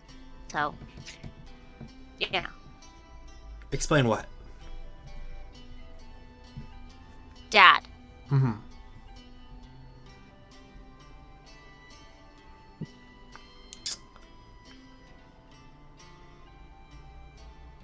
She's like, oh my god.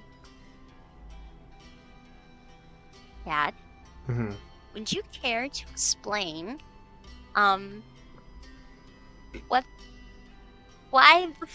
the fuck, you never mentioned that you, slept with a god? Had a passionate two night of kids. intercourse with your mother? Octavia's like, oh, Here it is.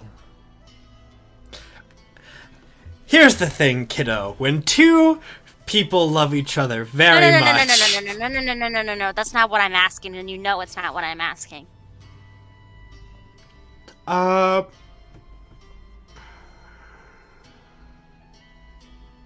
Would you believe me if she had told me to not tell you?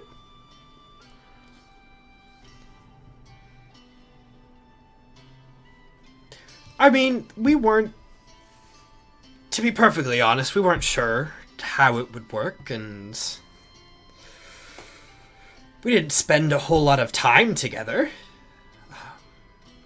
Oh, good. So I'm a bastard, practically, is what I'm hearing. No, we eloped, don't worry. Ugh.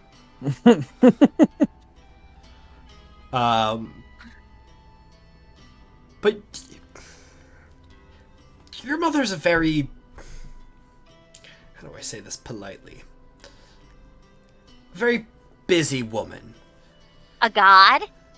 You can just say a god. I'm very aware of the situation, John. But, I mean, beyond that, she can be a bit scatterbrained at points in time, and I mean, to be perfectly honest, I wasn't sure how it was gonna work, so when she handed me a baby, I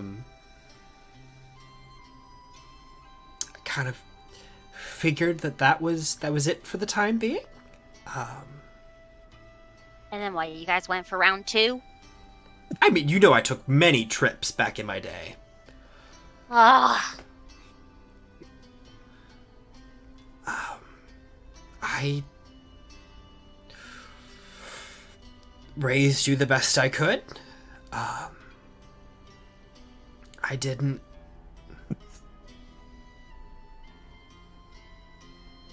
know that you would be divine. Garen?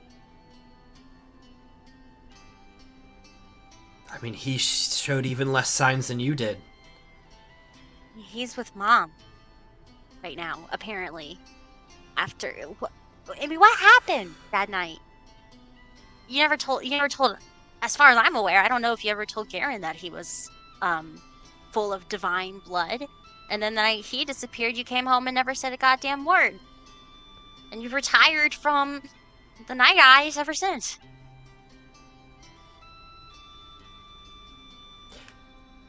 I did tell Garen who his mother was. And yet you never told me. Well, when one of your kids runs away. What do you mean he ran away? I thought he went missing on a scouting mission. Convenient.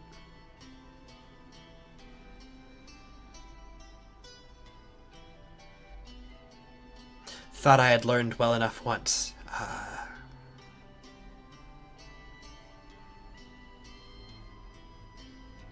And even if I wasn't present, you weren't gone, so...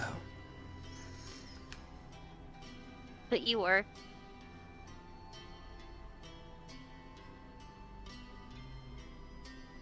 I You were know. a dad for Garen.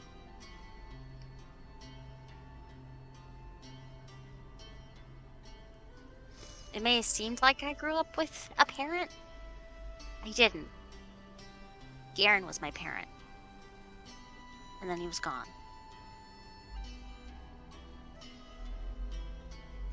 I'm not blaming you, Dad. I just... You should have told me something. Anything.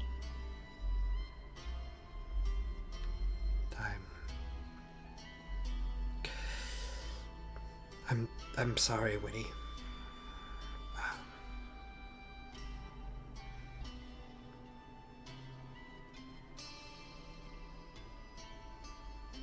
He's kind of like looks at the ground. I mean, it's gonna take a while to say I forgive you, but I mean, I think this is a good start. So why'd you stop being a Night Eye after that?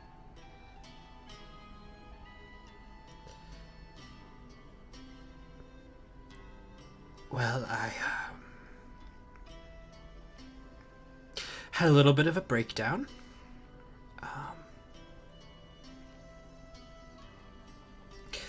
If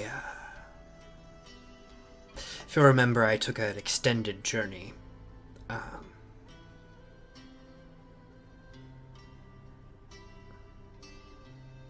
right after your brother disappeared.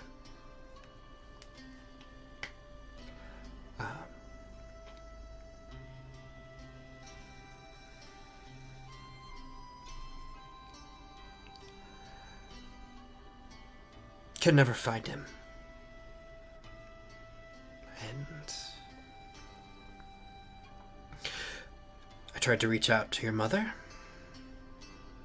Couldn't find her either.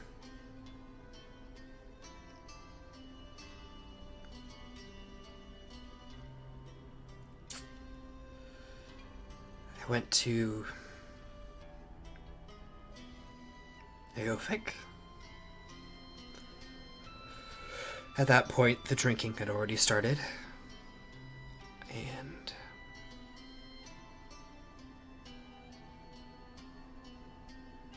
I was no longer fit to uphold my position. So I started drinking more. Wait. Go back. You went to Aofik about all of this? What all did you tell him? Not sure what information he knew and what he didn't. But I had to report in at least that the top student of the graduating class had run away from the city.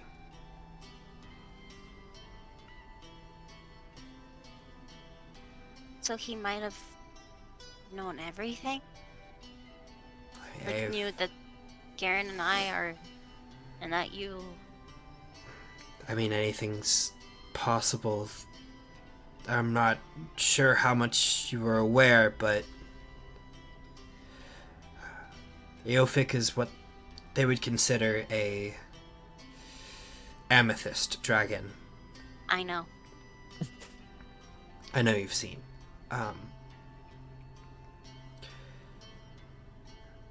They specialize in psionics, mental powers and abilities.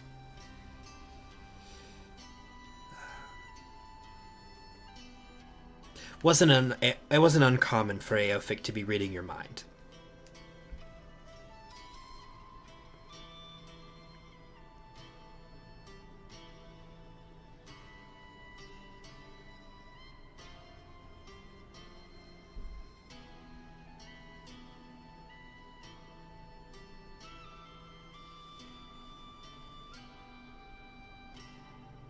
He tried to only step in when he had to. Mm-hmm. He would occasionally rant about how the Divines have already screwed us enough.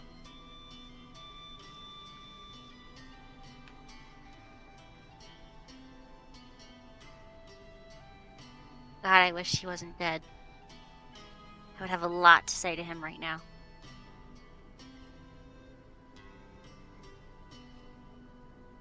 I mean, don't blame him too much.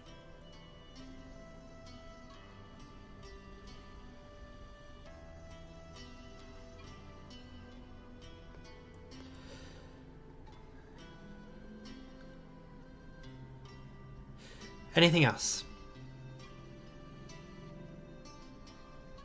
Sorry I can't be more informative.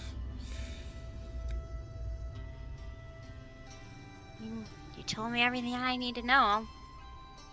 Confirmed my suspicions. Assured me that Garen is indeed also full of divine blood. Apologized for being non-present.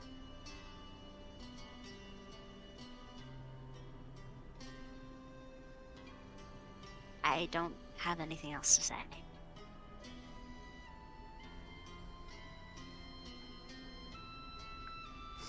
Unless you guys have anything Yeah, love, this isn't really my place to speak. Mm-mm.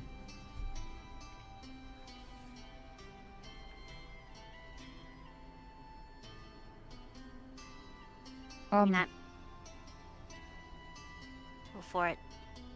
I was just going to say, if it's all the same to you, I would like to excuse myself. I have something that I need to attend to that I will hopefully have more answers for the rest of you once I am done. Do you want to link up again in case you need to ask us something or tell us something? Well, I was just going to go into a room and, I don't know, spill some blood on a rock. Oh. Well, as you Right. were then. The rock, yes. Mm-hmm. Does Text us anyone if you have need us. anything else? Um, Is there any other group addressing stuff anyone wants to talk about? Before we, Can you... Can you do the... send a message spell? Uh-huh. We should probably talk to Offenzia. I was Okay. going to say the same thing. If possible, should we also send one to Urdusk? If we can Yeah. reach him? That Do would I? probably... Well, that'd be one I mean, way I'll to I'll do it. try. Yeah. Yeah. Sorry. And if it's not too much trouble, I'd like to send something to my mother. I just need to know how she's doing after Blazidon came. Yeah. That will be all nice sense for the day. But I can always send one tomorrow if anyone else wants something. Zephyr, do you wanna send anything tomorrow? Kivia, I mean, I know we have people for you. I can try, and he like holds up his iPod. Oh wait, can you send two? Maybe. It's worth a shot. Yeah, I guess. Zephyr's got at least 2 sendings in him. Octavia she hesitates and then she's like, no, it's quite fine. I have a conversation I need to have, but I suppose that will happen in the distant future. Okay. Well, I have at the most 3 a day, so I mean,